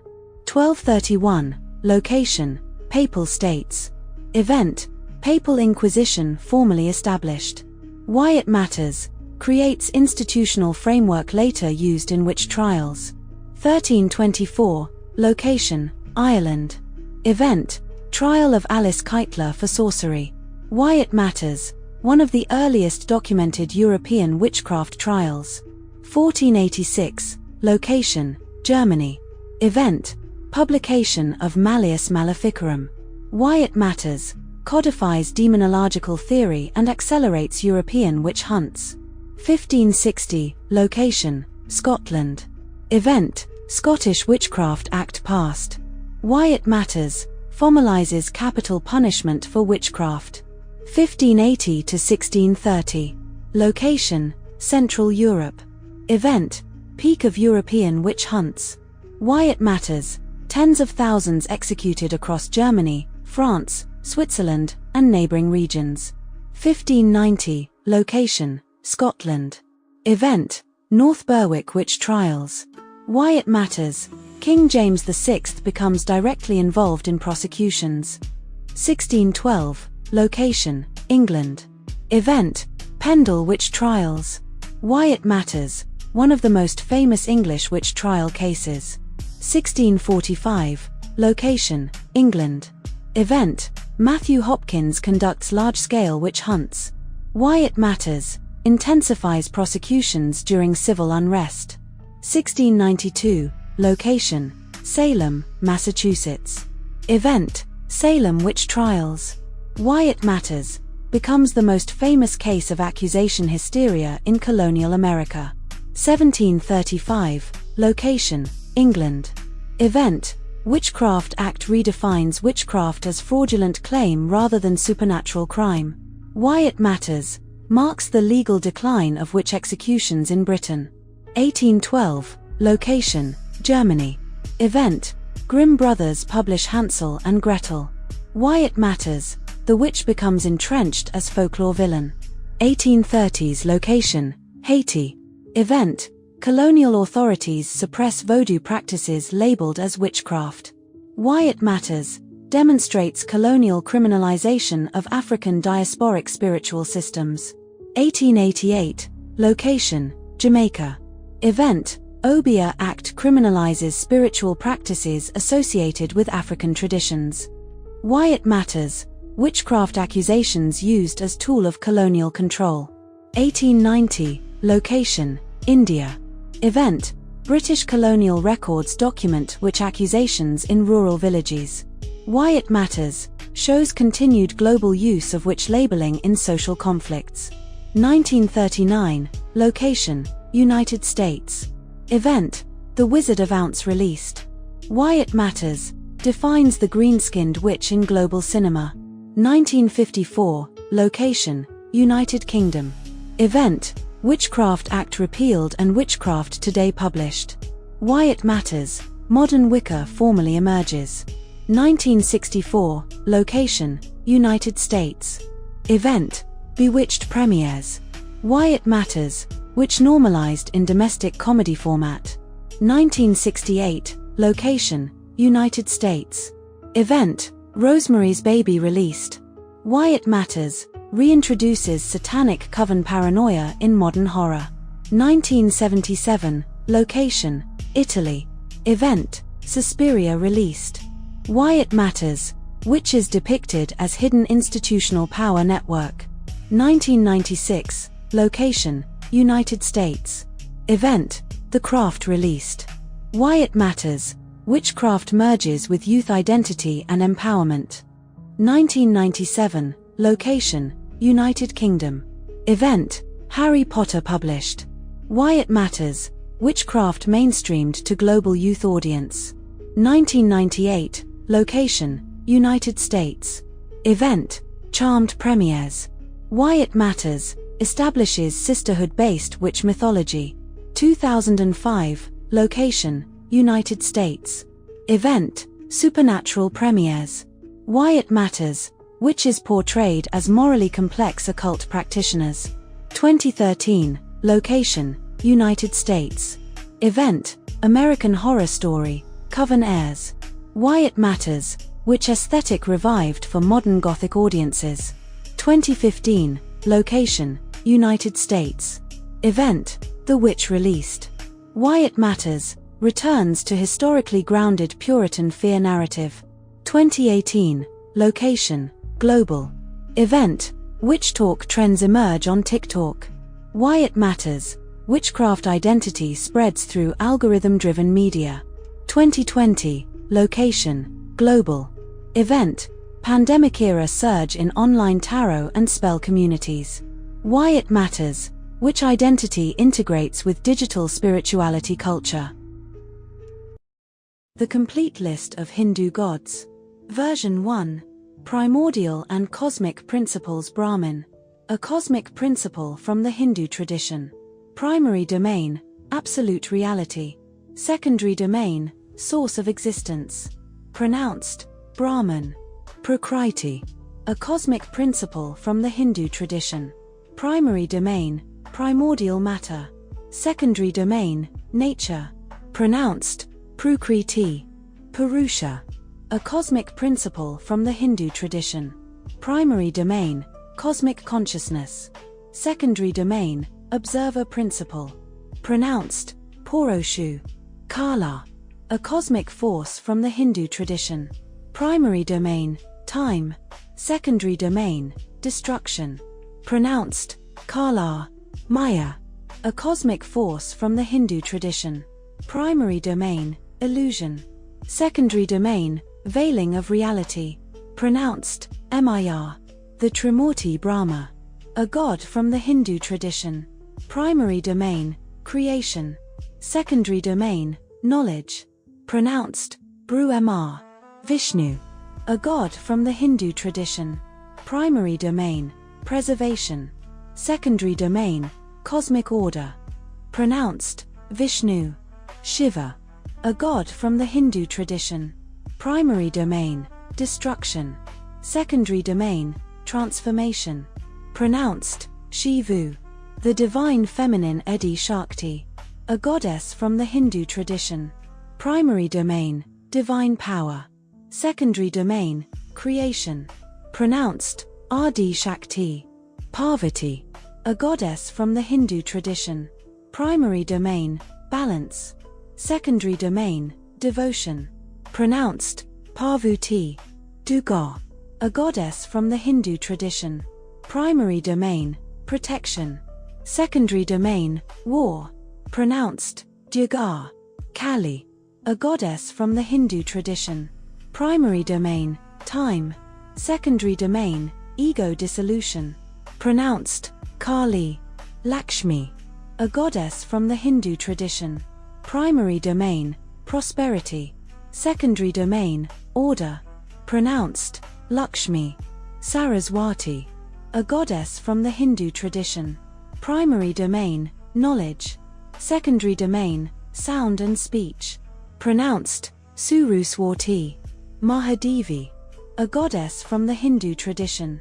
Primary domain: supreme feminine principle. Secondary domain: all domains. Mahavidya's Tara, a goddess from the Hindu tradition. Primary domain: guidance. Secondary domain: protection. Pronounced: Tara. Tripura Sundari, a goddess from the Hindu tradition. Primary domain: beauty. Secondary domain: cosmic order. Pronounced: Tripur Asundari. Bhuvaneshwari, a goddess from the Hindu tradition. Primary domain: space. Secondary domain: world manifestation.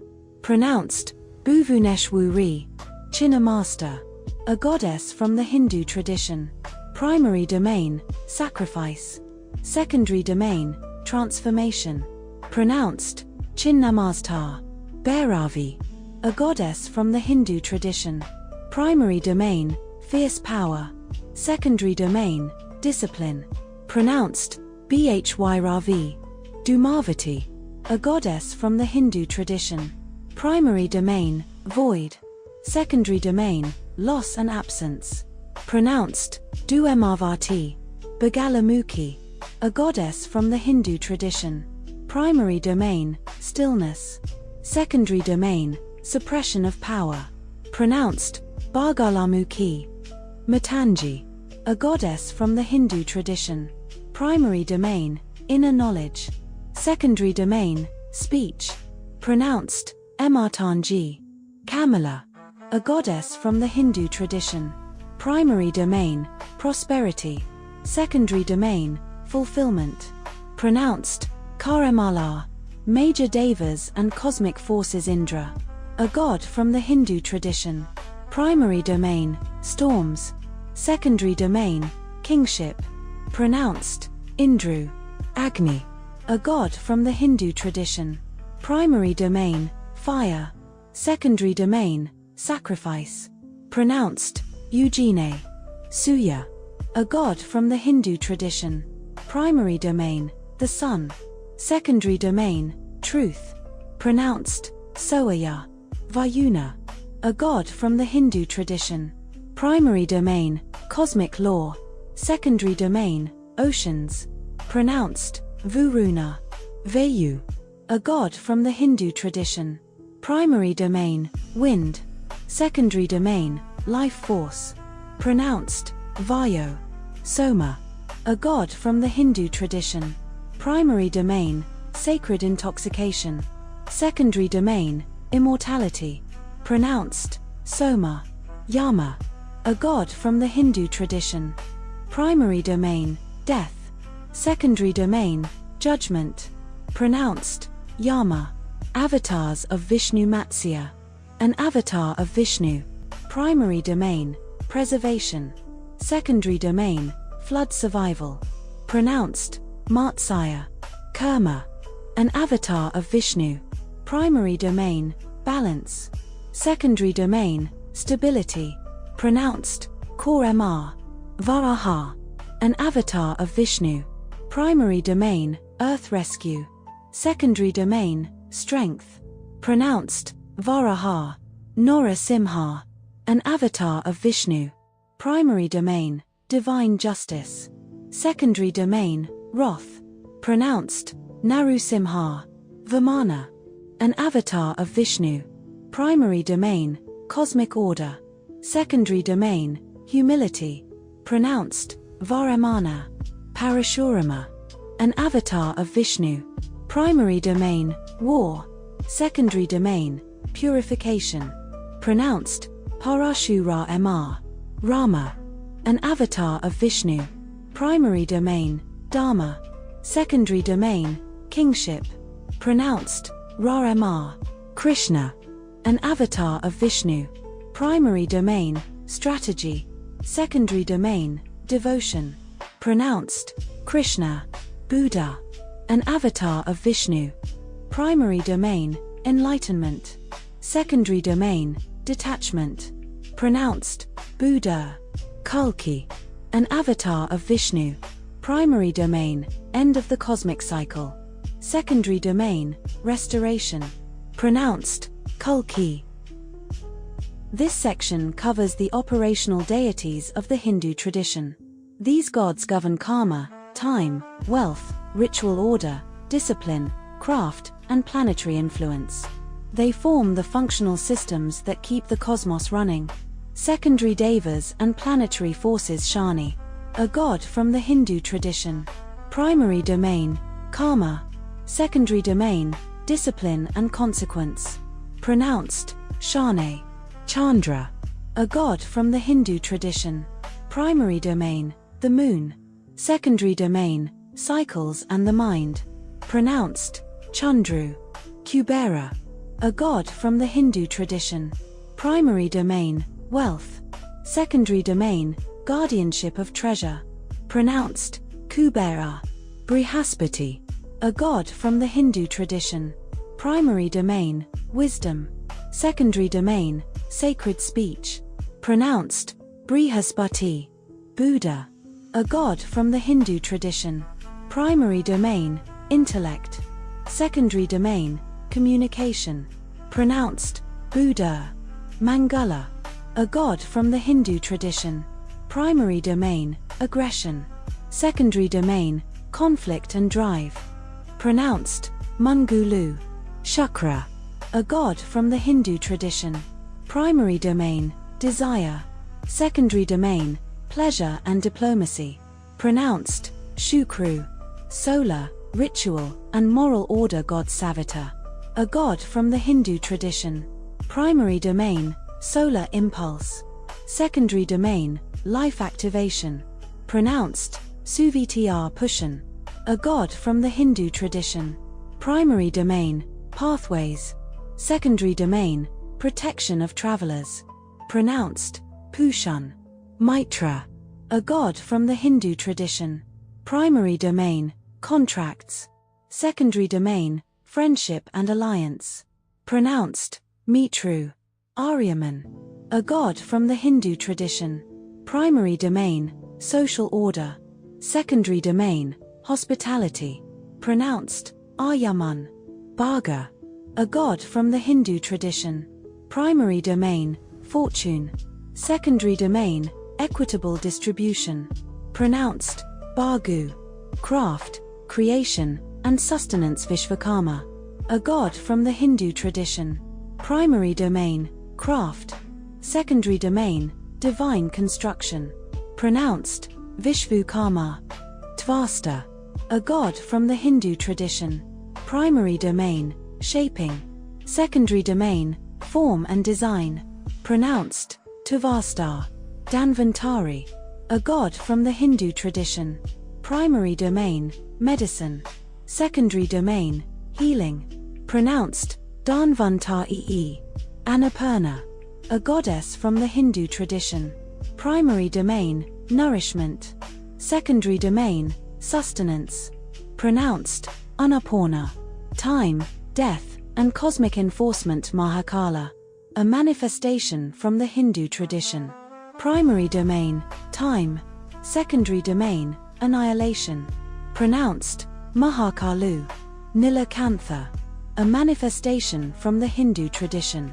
Primary domain, poison absorption. Secondary domain, sacrifice. Pronounced Nilukantha. Kala Bhairava, a manifestation from the Hindu tradition. Primary domain, temporal guardianship. Secondary domain, boundary enforcement. Pronounced Kala Bhyravu. Shadow and liminal forces Rahu, a shadow entity from the Hindu tradition. Primary domain, eclipses. Secondary domain, obsession. Pronounced Rahu. Ketu, a shadow entity from the Hindu tradition. Primary domain, liberation. Secondary domain, disruption of attachment. Pronounced Ketu.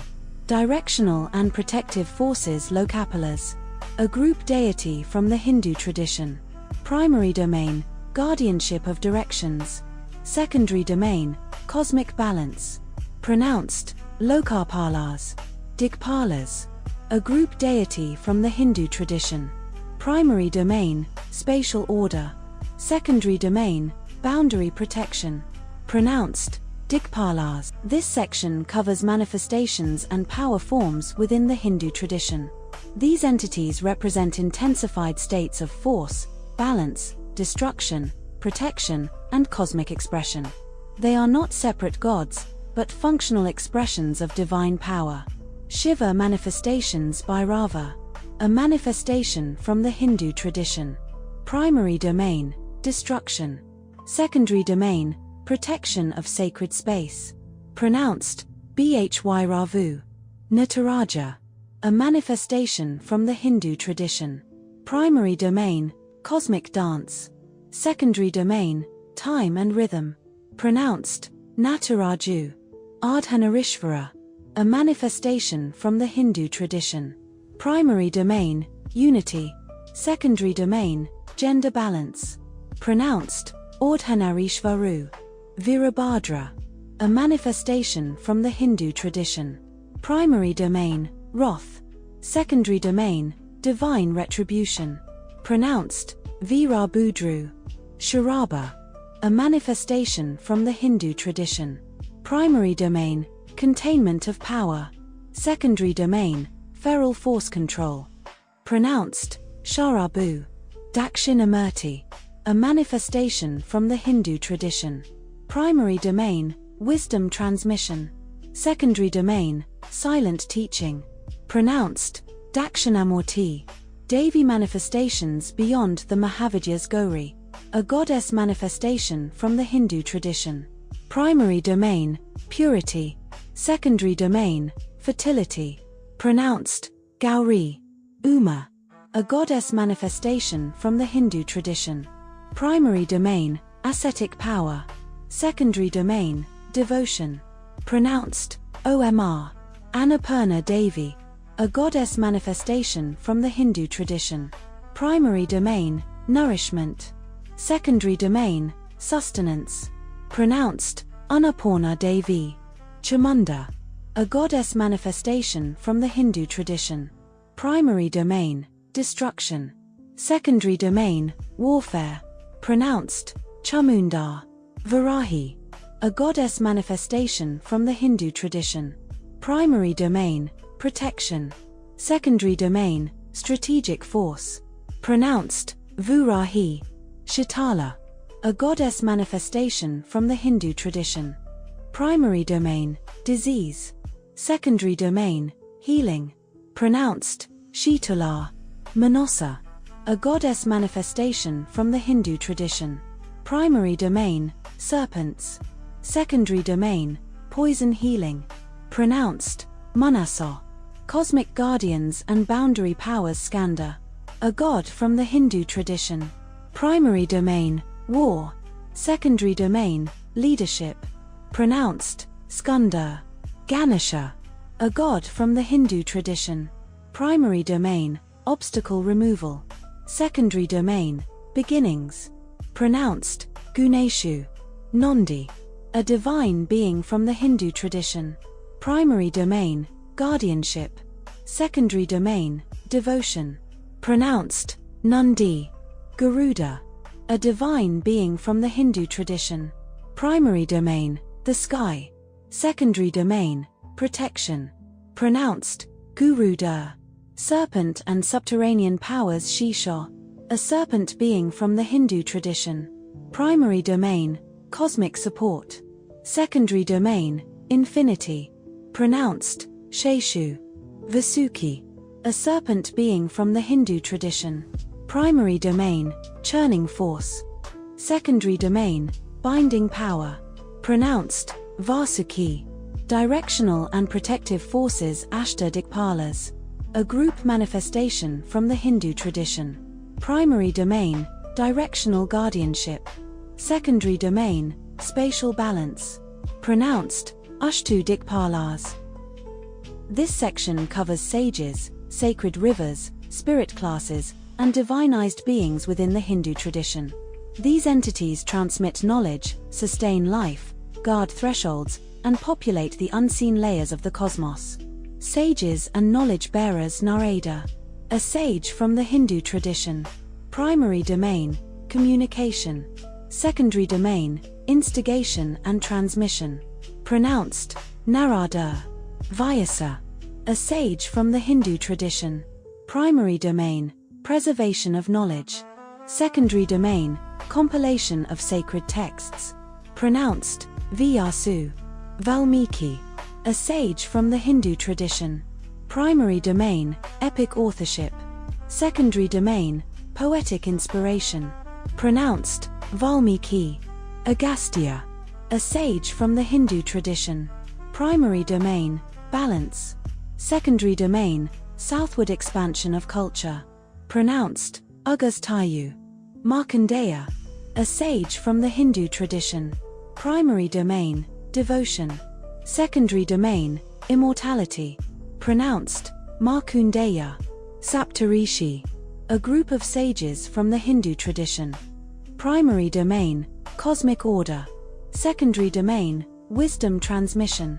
Pronounced, Saptarishi. Sacred rivers and life forces. Ganga, a goddess from the Hindu tradition. Primary domain, purification. Secondary domain, sacred river. Pronounced, Ganga. Yamuna, a goddess from the Hindu tradition. Primary domain, life sustenance. Secondary domain, sacred river. Pronounced, Yamuna. Saraswati River. A goddess from the Hindu tradition. Primary domain, wisdom. Secondary domain, sacred flow. Pronounced, Suruswati. Epic era divinized figures Hanuman. A heroic deity from the Hindu tradition. Primary domain, devotion. Secondary domain, strength. Pronounced, Hanuman. Sita. A goddess consort from the Hindu tradition. Primary domain, devotion. Secondary domain, purity. Pronounced, Sita. Radha. A goddess consort from the Hindu tradition. Primary domain, divine love. Secondary domain, devotion. Pronounced, Radha. Rukmini. A goddess consort from the Hindu tradition. Primary domain, prosperity. Secondary domain, sacred union. Pronounced, Rukmine. Draupadi. A goddess consort from the Hindu tradition. Primary domain, justice. Secondary domain, resilience. Pronounced, Draupuhd. Spirit classes and nature beings Yakshas. A spirit class from the Hindu tradition.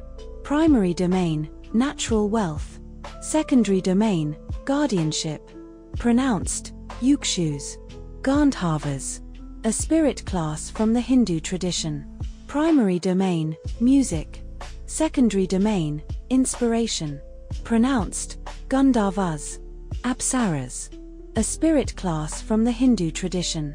Primary domain, grace. Secondary domain, seduction. Pronounced, Apsurus. Rakshasas.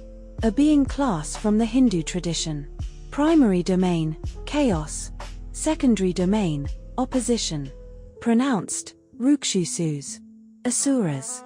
A being class from the Hindu tradition. Primary domain, ambition. Secondary domain, power struggle. Pronounced, Asurus. Nagas. A being class from the Hindu tradition. Primary domain, serpent wisdom. Secondary domain, subterranean realms. Pronounced, Nagas.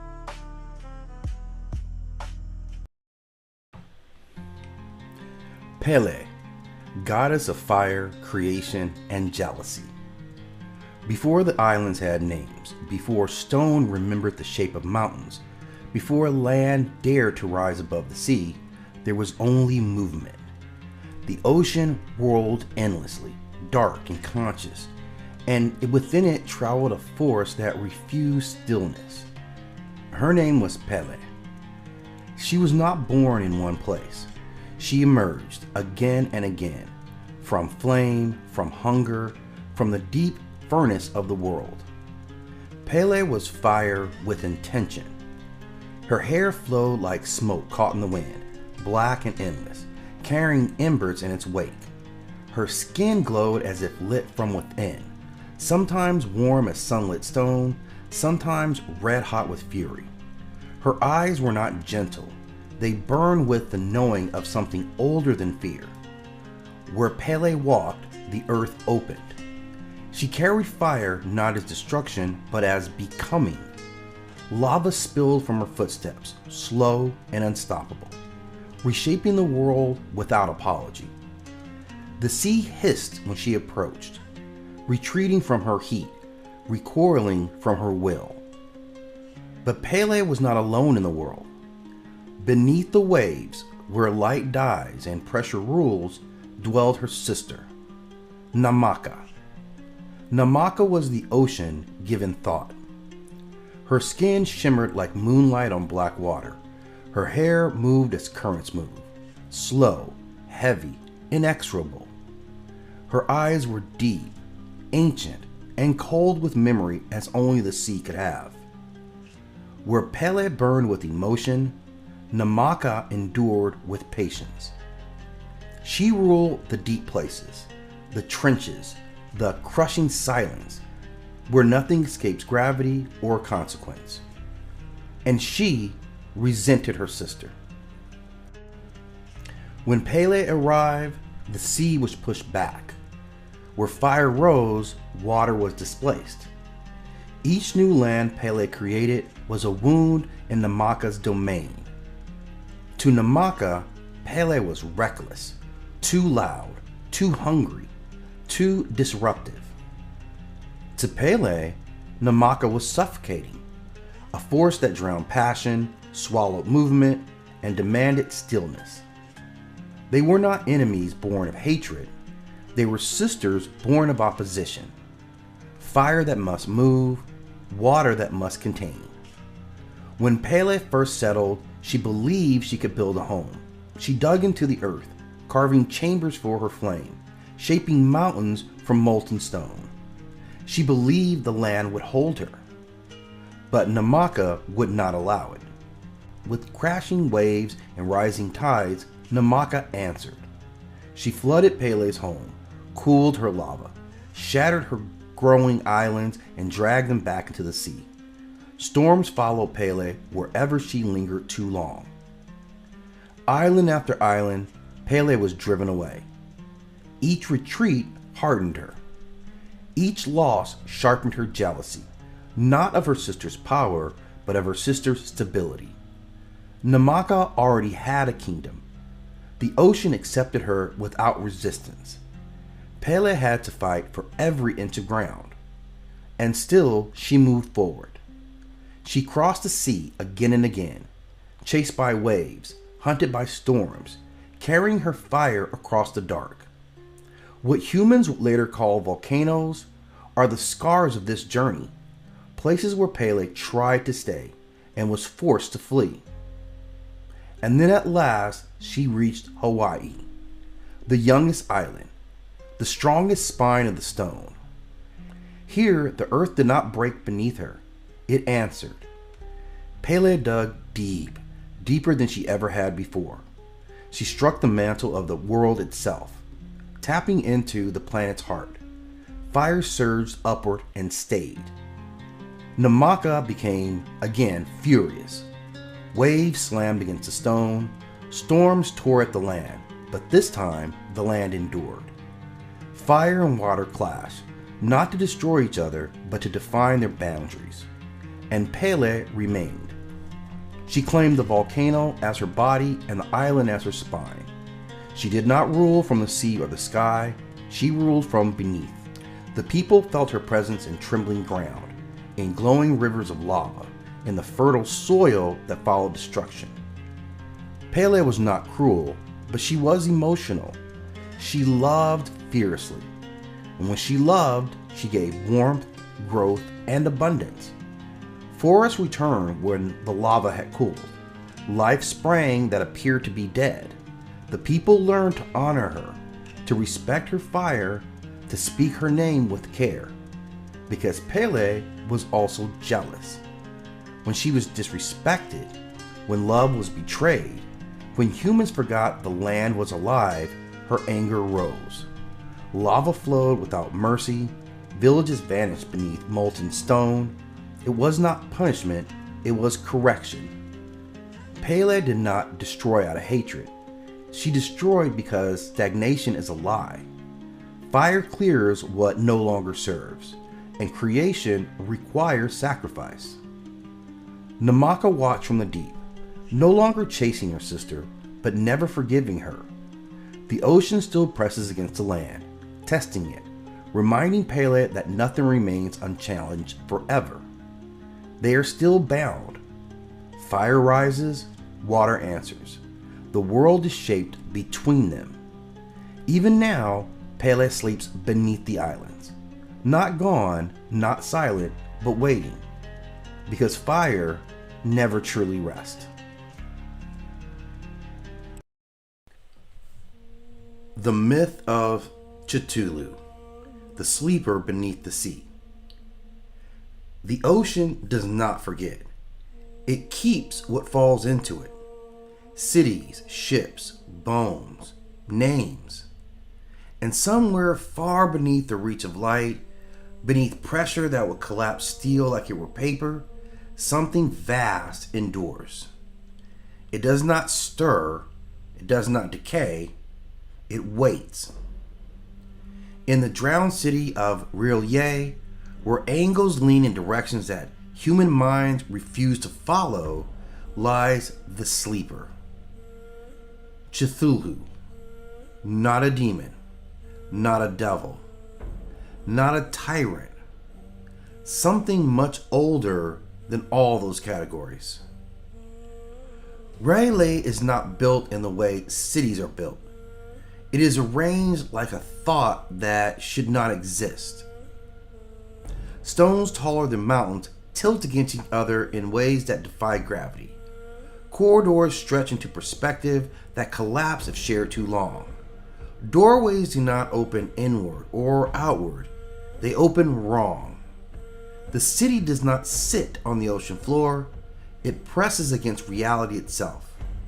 And in its central chamber, in a vault that feels more grown than constructed, the sleeper rests. Dead, they say, yet dreaming. There was a time when he walked, not through forests, not through deserts, but through a world still young and unclaimed. The old ones rule then, beings of impossible form and alien geometry. They were not conquerors in the way humans conquer. They did not declare dominion. They existed. And existence at that scale reshapes everything around it. Earth was there simply because they were present. The sky shifted. Stars realigned. Cosmic mathematics altered the balance. And R'lyeh sank. Not destroyed, submerged. A city folded beneath black water like a page turned too soon. The old ones withdrew into dormancy, and Cthulhu descended into dream. Understand this clearly. He does not sleep like a mortal sleeps. He dreams in pressure waves, in gravitational murmurs. His thoughts ripple through the fabric of the sea, and sensitive minds sometimes catch fragments. Artists wake with images of impossible towers. Sailors carve symbols they do not recognize. Hidden cults gather in humid places and whisper syllables that feel even older than language. Faininglu Minglawe Nafum, Chatula R'lyeh Wagningleg Faitang. They do not chant out of devotion, they chant because they feel something inevitably moving beneath the surface of the world. Now, madness is not punishment. It is simply proximity. To brush against his dreaming is to feel scale collapse. To realize that humanity is not at the center of anything. That morality is a local invention. That hope is a small candle in a universe that never promised warmth. Those who sense him most clearly often lose their footing in reality. Not because he attacks them, because understanding even a fraction of that vastness fractures the human frame. Once, only once in recorded memory, the sea convulsed. Storms tore the Pacific apart, and earthquakes split the waters like a wound. And R'lyeh rose, just for a moment. The city breached the surface, slick and gleaming under a broken sky. Angles scraped against the horizon. Geometry screamed silently into the air. And from an opening vast as a canyon, he emerged. Cthulhu, immense, winged, crowned in withering tentacles. Not roaring, not raging, simply present. Witnesses did not speak of fury. They spoke of pressure, of a presence that made the sky feel too small. A ship rammed him, steel striking flesh that was not flesh. For an instant, his form dispersed like a cloud cut by wind. But smoke gathers, mist reforms. He was not wounded, he was interrupted. And the stars shifted again. R'lyeh sank once more into the abyss. The sleeper returned to dream. That is the terror. Not invasion, not apocalypse. Timing. When the stars align once more, when cosmic geometry unlocks the submerged angles, the city will rise again. Not out of vengeance, not out of hatred, out of alignment. Humanity will not be conquered. It will be incidental. ants on a stone that has shifted position. Cthulhu does not hate humanity, he does not love it either. He is not concerned, and that indifference is heavier than wrath. The cultists understand something most refuse to face. The universe is not centered on human beings. There are presences older than our gods, older than our fears, older than our idea of purpose itself. Tonight, the ocean is calm, black, endless, but currents move even when the surface appears still. Dreams ripple outward. And somewhere in a forgotten room lit by a single flickering bulb, someone has begun drawing that symbol again. The tide is patient, the stars are patient, and beneath the crushing dark, the sleeper remains, just waiting.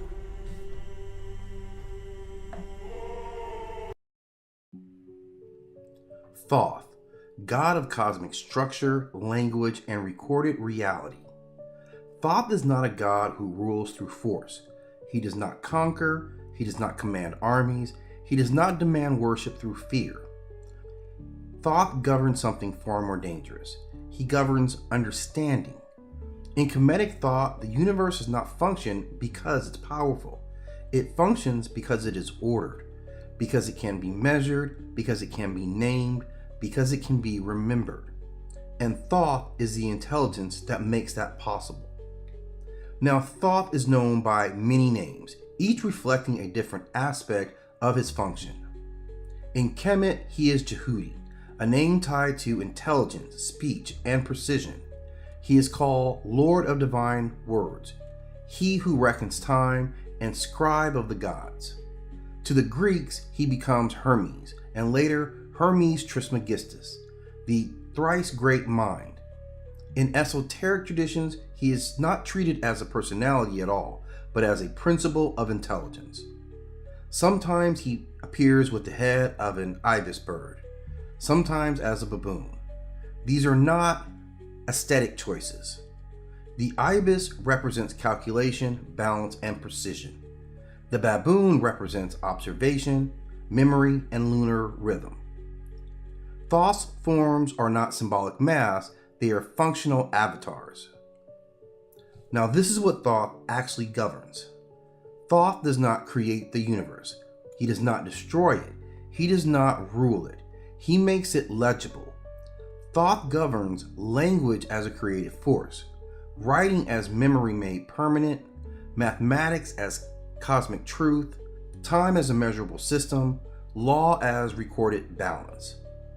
In Kemetic cosmology, chaos is not defeated by violence, it is stabilized by Ma'at, the principle of truth and balance. And Thoth is Ma'at's recorder. He does not decide what is true, he ensures that truth is accurately accounted for, and that distinction matters. Thoth and the structure of reality. In myth, Thoth is often present during moments of dispute among gods. When Horus and Set battle for kingship, Thoth mediates. When divine law must be clarified, Thoth records. When order must be restored, Thoth calculates. He is not neutral because he is indifferent. He is neutral because structure must be impartial. Reality does not care who you are, only whether balance is maintained. Thoth embodies that principle. Now, the weighing of the heart ceremony. One of Thoth's most important roles appears in the judgment of the dead. When a soul enters the hall of Ma'at, the heart is weighed against the feather of truth. Anubis conducts the ritual. Osiris presides, but Thoth records the outcome. He does not judge the soul, he does not punish it, he does not save it. He ensures the process is correct. In this moment, Thoth represents the idea that justice is not emotional, it is procedural. Cosmic awareness is not mercy or cruelty, it is accuracy. Language is power. Now, to understand Thoth, we must understand how ancient cultures viewed language. Words were not labels, they were forces. To know the true name of a thing was to have power over it. To write something was to make it real beyond the moment. Thoth is the god of that threshold. Speech becomes spell. Writing becomes law. Memory becomes continuity. This is why Thoth is associated with magic, not illusion, but as applied knowledge. Magic is simply understanding reality well enough to manipulate it, and is influence beyond Kemet. Thoth does not remain confined to Kemet. Through cultural contact, he becomes Hermes. Through Hermeticism, he becomes the universal mind. Through alchemy, he becomes the architect of transformation. Through philosophy, he becomes intellect itself. By the time he appears as Hermes Trismegistus, Thoth is no longer just a god. He is the idea that consciousness can understand the universe it inhabits, and that idea survives every empire.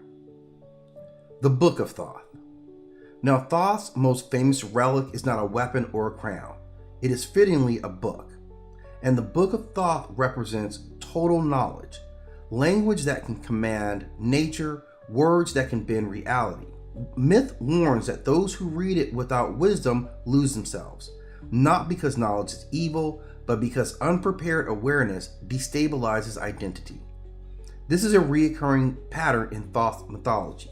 Knowledge is dangerous, but power without structure destroys the holder. This is why Thoth is not a king. Thoth never rules a kingdom. This is not an omission, it is a statement. Kings come and go. Structures remain. Thoth does not sit on a throne because reality itself sits on his function. Empires collapse, languages die, but mathematics persist. Law persists. Memory persists. And thus, so does Thoth. In modern thinking, Thoth appears as the architect of intellect, the symbol of recorded reality, the reminder that understanding carries responsibility. He is not faith, he is not belief, he is the mechanism between both. Thoth does not ask to be worshipped, he asks only to be understood. He stands where knowledge becomes permanent, where speech shapes reality, where truth is measured instead of declared. As long as humans seek to understand the universe rather than to dominate it, Thoth remains present, not as a ruler, but as the mind that keeps the universe legible.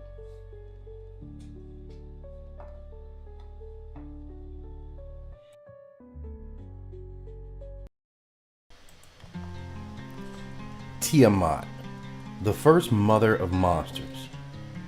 Before there were gods with names, before temples, before prayers, before fear knew how to kneel, there was Tiamat. Not born, not created, not crowned. She was. She was the saltwater ocean before shorelines existed, the dark womb before light learned how to speak, the roar beneath creation, where nothing had yet decided what it wanted to be. Tiamat was not evil. She was not kind. She was unfiltered existence. In the beginning, there was only mingling. Fresh water and salt. Apsu and Tiamat. Stillness and motion folding into one another. From this union came the younger gods. Loud, restless, impatient. They shouted inside the silence. They stirred the waters. They forgot that they were guests inside a body older than time. And the old gods began to ache. Apsu wanted silence back. He planned destruction not out of cruelty, but out of exhaustion. The young gods killed him first. They struck the quiet father down, and the waters trembled. Tiamat felt it. Not as grief alone, but as betrayal. Creation had turned on its source. Something ancient woke up in her depths. Not rage, not vengeance. Correction. The sea does not scream when it floods a city. It simply returns things to where they belong. Tiamat did not declare war. She responded. She gave birth again. This time, not to gods who would forget her. This time she birthed monsters. Serpents with venom instead of prayers. Dragons with eyes like eclipses. Creatures shaped by fear itself.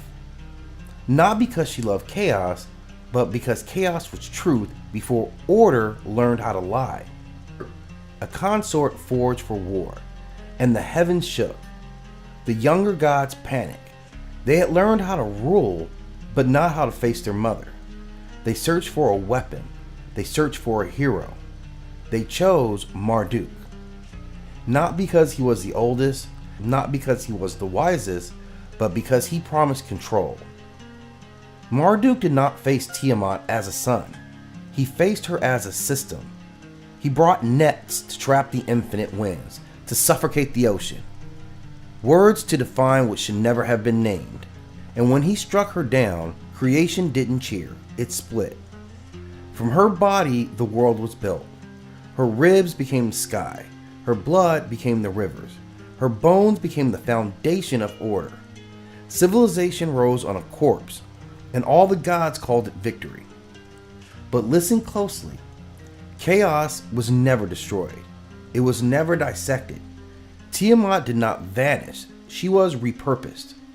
Every storm that ignores your prayers, every flood that erases borders, every moment where systems collapse under their own arrogance, that is her breath moving through the cracks. Tiamat is not a villain.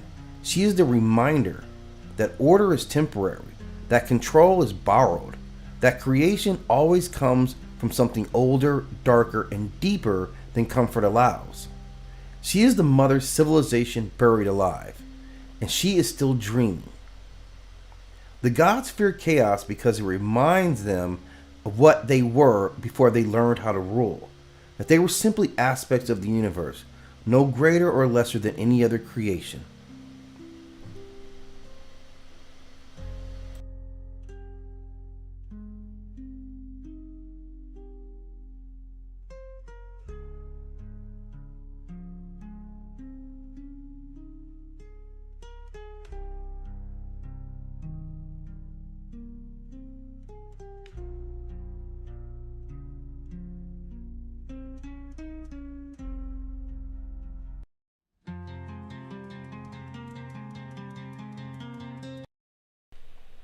The Vega Chorus, the hidden civilization of the Fae. There is a system in the northern sky that most humans mistake for simply a star. Vega. Bright, steady, harmless. But Vega is not a star alone. Vega is a civilization. And not the kind that builds empires. The kind that builds coherence. Long before the Aesir divided dominion, long before angels learned hierarchy, long before humans named gods and prayed upward, Vega was already synchronized. The Fae are not tribes. They are not rival courts. They are not scattered fantasy creatures fluttering in forests. They are one civilization, a distributed mind wearing different bodies. Individual excellence inside collective intelligence. They do not rule each other, they resonate. At the heart of Vega is something no empire understands. The chorus. Not a monarch, not a throne, not a god. The chorus is a shared cognitive field, a living psychic lattice. It stores memory, intent, invention, cultural law. Every Fae can access it, but not equally. To speak with one Fae is not to speak with an individual. You are speaking with a civilization through a particular mouthpiece. Privacy exists, secrecy exists, but deception barely does. When a Fae lies, the chorus vibrates. When a Fae fractures the whole, the field trembles. Dissent does not cause war, it causes desynchronization. And desynchronization is treated like a disease, not punished, healed, because coherence is survival. That is why Vega has never collapsed. It cannot fracture in the way empires fracture. It does not vote, it resonates. And from that resonance arise four great expressions of consciousness. Not species, expressions. The first are the elves, the aesthetic cortex of Vega. They decide how reality should feel. They shape ecosystems like musicians tune instruments. They sculpt genetics like artists shape marble. They control light, symmetry, emotional resonance. For them, beauty is not vanity, beauty is organization. A forest that is balanced is beautiful. A form that is efficient is beautiful. Ugliness is inefficiency. Inefficiency is danger. The elves design worlds that do not decay prematurely. They decide the elegance of probability. They do not ask whether something is pleasing, they ask whether it harmonizes. And if it does not harmonize, they redesign it. Where the elves determine how realities look, the dwarves determine what reality can survive. And this is structural cortex, reality engineers, star metal forgers. They understand the weight of physics the way others understand breath. Jewels in Vega are not decoration, they are memory. Crystal lattices store data, compression through structure. A dwarven city does not collapse because collapse is not permitted. They bend law without breaking it. They bind bolts that hold time steady. They forge metals that remember who touched them. They calculate load, tension, strain, not with numbers alone, but with harmonic awareness. If the elves are beauty, the dwarves are endurance. And then there are the gnomes, the cognitive cortex, the dangerous ones among them. Where others see doors, gnomes see coordinates. They were the first to understand that realms are not mystical mysteries. They are addressable locations. Portals are not open, they are called. A gnome does not ask, where do we go? They ask, what frequency are we dialing? Their portals operate on symbol, on intent, on harmonic mathematics, on narrative destiny. Every realm vibrates at a signature. Every world carries a pattern. To dial incorrectly is to not fail. It is to arrive somewhere you cannot survive. Humans imagine glowing arcs, spinning circles, ritual incantations. The gnomes use indexing systems, dimensional mathematics, resonant coordinates. They do not tear space, they pursue it. And that is why Vega is feared, not because it conquers, but because it understands access. No empire can dominate a civilization that cannot be divided. The Aesir built hierarchy, the Vega build coherence. Hierarchies require obedience, coherence requires alignment. You cannot bribe resonance, you cannot threaten harmony, you cannot infiltrate a mind that is already shared. That is why Vega has never needed armies. When an external force approaches, the chorus adjusts. Light shifts, probabilities bend, portals close. Not all by decree, but by synchronization. And yet, Vega is not perfect. Individual excellence still exists. The chorus amplifies brilliance, but it also magnifies deviation. When a Fae drifts too far away from harmonic law, the field hums. Correction begins, not through exile, through recalibration. That is the subtle terror outsiders feel, that you are not confronting a ruler, you are confronting a civilization that cannot lie to itself. And now, the human problem. Humans are loud, emotionally erratic, narratively dense. We fracture easily, we divide quickly, we deceive others daily, and yet we are curious. When humans discover portal mathematics, when they uncover harmonic fragments, when they initiate symbols without understanding densities, they attempt to dial blindly. What frequency are we disturbing? And that is how civilizations collide, not through invasion, through curiosity without coherence. Vega does not seek Earth. It does not seek conquest. But if a door is dialed, if frequencies align, if narrative density breaches threshold, the chorus will answer. Not with war, but with evaluation. If Earth is dissonant, if humanity cannot harmonize, Vega will not destroy, it will simply refuse resonance. And a world without resonance collapses under its own fragmentation. Remember this, Fae are not fantasies, they are structure. They are synchronization. They are a civilization that does not fracture. And in the cosmos ruled by hierarchy and conquest, that may be the most dangerous power of all. When you look at the Vega in the night sky, you are not looking at a star. You are looking at coherence, listening, waiting for someone to dial correctly.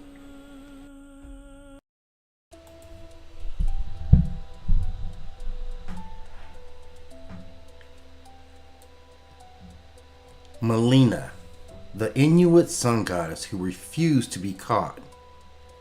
Now, the Arctic is not empty. It only looks empty to people who've never had to survive in a world where the sky can erase you. Up here, silence is language, wind is warning, and light is not decoration. Light is a verdict. Because in the far north, the sun doesn't simply rise, it returns, like something that had left on purpose, like someone who remembers why they ran. And her name, whispered through the ice, through stories, through generations, is Malina, the Inuit sun goddess, North America's burning eye. So picture this, a tundra horizon so wide it feels like the edge of the world. Snow drifts like plain dunes, dark rock teeth jut from the land, and above it all, a sky that doesn't behave like other skies. A sky where the sun can refuse to set, or disappear for weeks. A sky that makes time feel like an animal, restless, hungry, unpredictable. In that world, you don't worship the sun because it's pretty, you respect it because it decides if you live. And Malina is that decision. Malina, the woman who became daylight. Malina isn't portrayed as a distant glowing ball. She is a woman, a being with presence, with hair like night wind, with skin kissed by cold and sun alike, with eyes that carry the weight of the horizon. She wears the Arctic the way royalty wears a crown, not for fashion, but for survival. And around her, whether you imagine her in traditional adornments or in mythic cinematic armor made of hide, bone, and sunlight, there is always the same feeling. She is not gentle. She is not the soft warmth of spring morning. She is the harsh truth of daylight. The kind that exposes tracks in snow. The kind that reveals what someone tried to hide.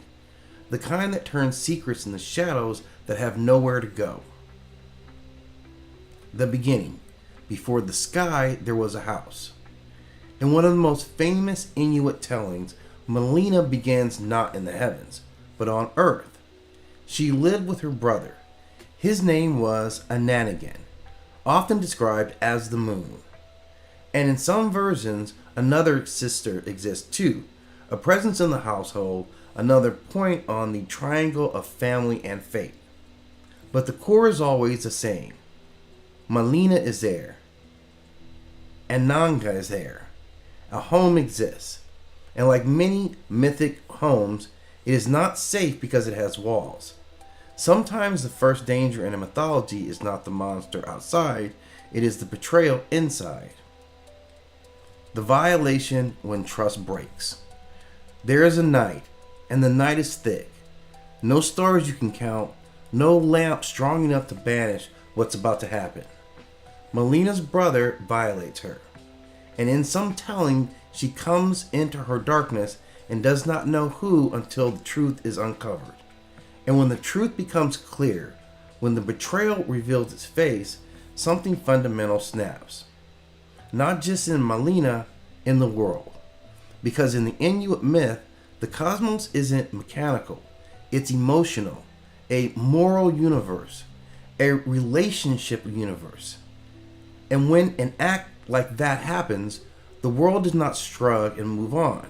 It transforms. The torch. Flight becomes fire. Malina does not stay. She takes a torch, a fire in hand, and she runs. Not into the woods, not into another village. She runs into the sky. And as she rises, her torch becomes brighter, hotter, purer, until it is no longer just a fire. It is the sun itself. And it is the first blazing refusal, the first celestial no. And behind her, a Ningen follows. He is frantic, hungry, ashamed, possessed by a pursuit. He grabs his own flame, and his light becomes the moon, not as radiant, not as triumphant, a lesser fire, a chasing fire. The chase, why the sun and the moon move. Now the sky makes sense. Not because science is wrong, but because the myth is describing something else. Not the physics of motion, but the meaning of motion. The sun and the moon cross the heavens, not as random objects, but as story. Melina runs ahead, unreachable, sovereign, burning. Anangan follows, always behind, never arriving. And in many tales, the moon grows thin, weak, diminished, because he forgets to eat, because obsession is a kind of starvation. That is why the moon waxes and wanes. Sometimes he regains strength, sometimes he fades, but he never stops chasing. And Melina never stops moving, because the first rule of her myth is she will not be caught again. The Arctic miracle, when day doesn't end. And here's where the Inuit sky becomes legend, because in the far north, the sun can hang above the horizon for days, weeks, months, a long golden endurance, a daylight that refuses to die. This is not a cute fun fact. This is Melina's personality written across the atmosphere. When Melina decides to stay, she stays. When she leaves completely. And then she returns. You feel it in your bone. Because for the communities living in the Arctic, the returning sun is not just nice weather. It is a spiritual event. It is cosmic reunion. A promise that the world hasn't abandoned you. Melina's power. Light as witness. But here's the thing most people miss about Melina. Her power isn't just heat, it's exposure. Light reveals, light tracks movement, light turns footprints into evidence. Light makes the hunter visible, light makes the hunted see the land. Melina becomes the witness of the sky. And here's the harsh truth to that. Because of her story, the sun isn't a smiling mother, it's a survivor, a living boundary, a force that says, I will not disappear for your comfort. I will not soften the truth. I will shine until you can't pretend anymore. The cosmic archetype, the solar feminine who escapes. A lot of cultures imagine the sun as male, a king, a warrior, a father, a creator seated on a throne of fire. But Melina is a different archetype. She is the solar feminine as escape and sovereignty. She is the feminine divinity, not defined by who she belongs to, but who she refuses. She is a goddess who doesn't negotiate with violation. She doesn't argue, she doesn't plead, she moves. And in moving, she becomes untouchable. In moving, she becomes the sky's dominant rhythm. Now, imagine Melina as she would appear in the cinematic myth.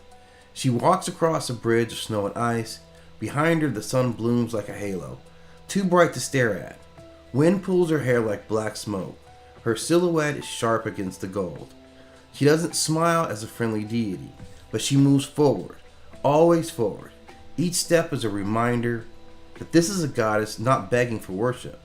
This is a goddess whose existence is proof of survival.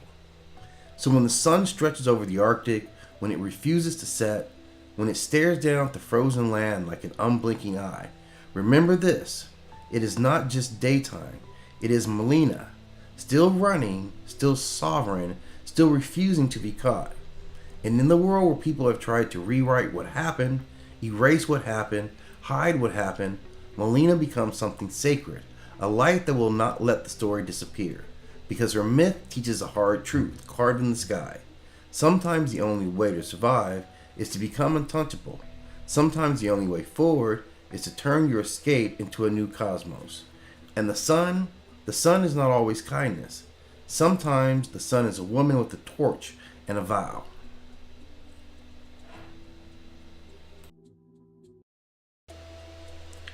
Echidna, the cosmic mother of monsters. Now, Echidna is not called herself a monster, but she is the mother of them. Her name in Greek means viper, Echidna, and this word carries venom. It is ancient, coiled, and is patient. She does not belong to the generation of Olympian gods. She does not sit in marble halls. She does not command lightning or law. She belongs to something much older. Now, most traditions name her as the daughter of for Sirius and Ceto, ancient sea deities, beings well formed in the earliest layers of mythic existence. And other traditions go deeper still. They claim she was born of Gaia, the earth itself, and Tartarus, the abyss beneath the foundations. And if that lineage is accepted, then Echidna is not simply born into the world, she emerges from its structure.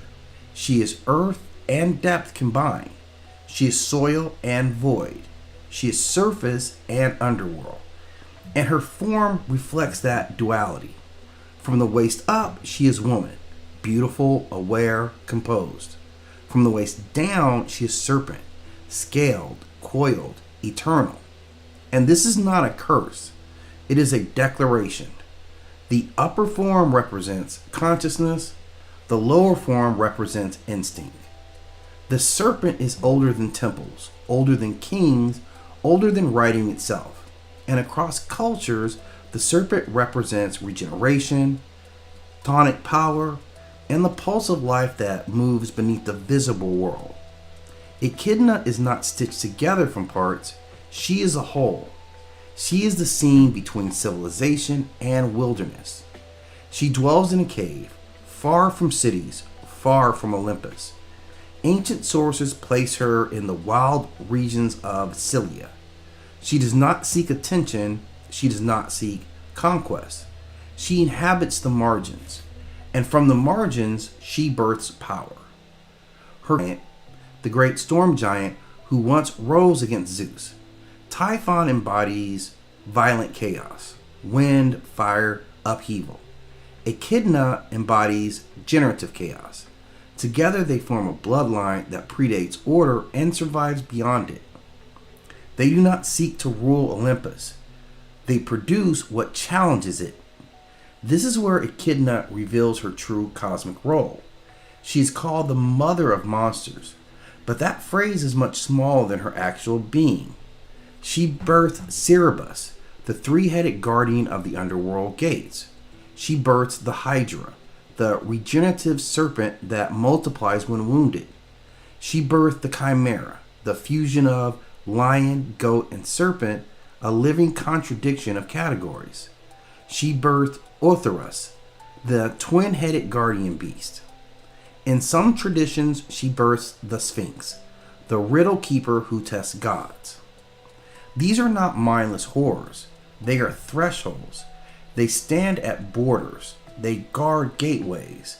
They demand transformation. Each one of her children forces confrontation. Each one requires growth.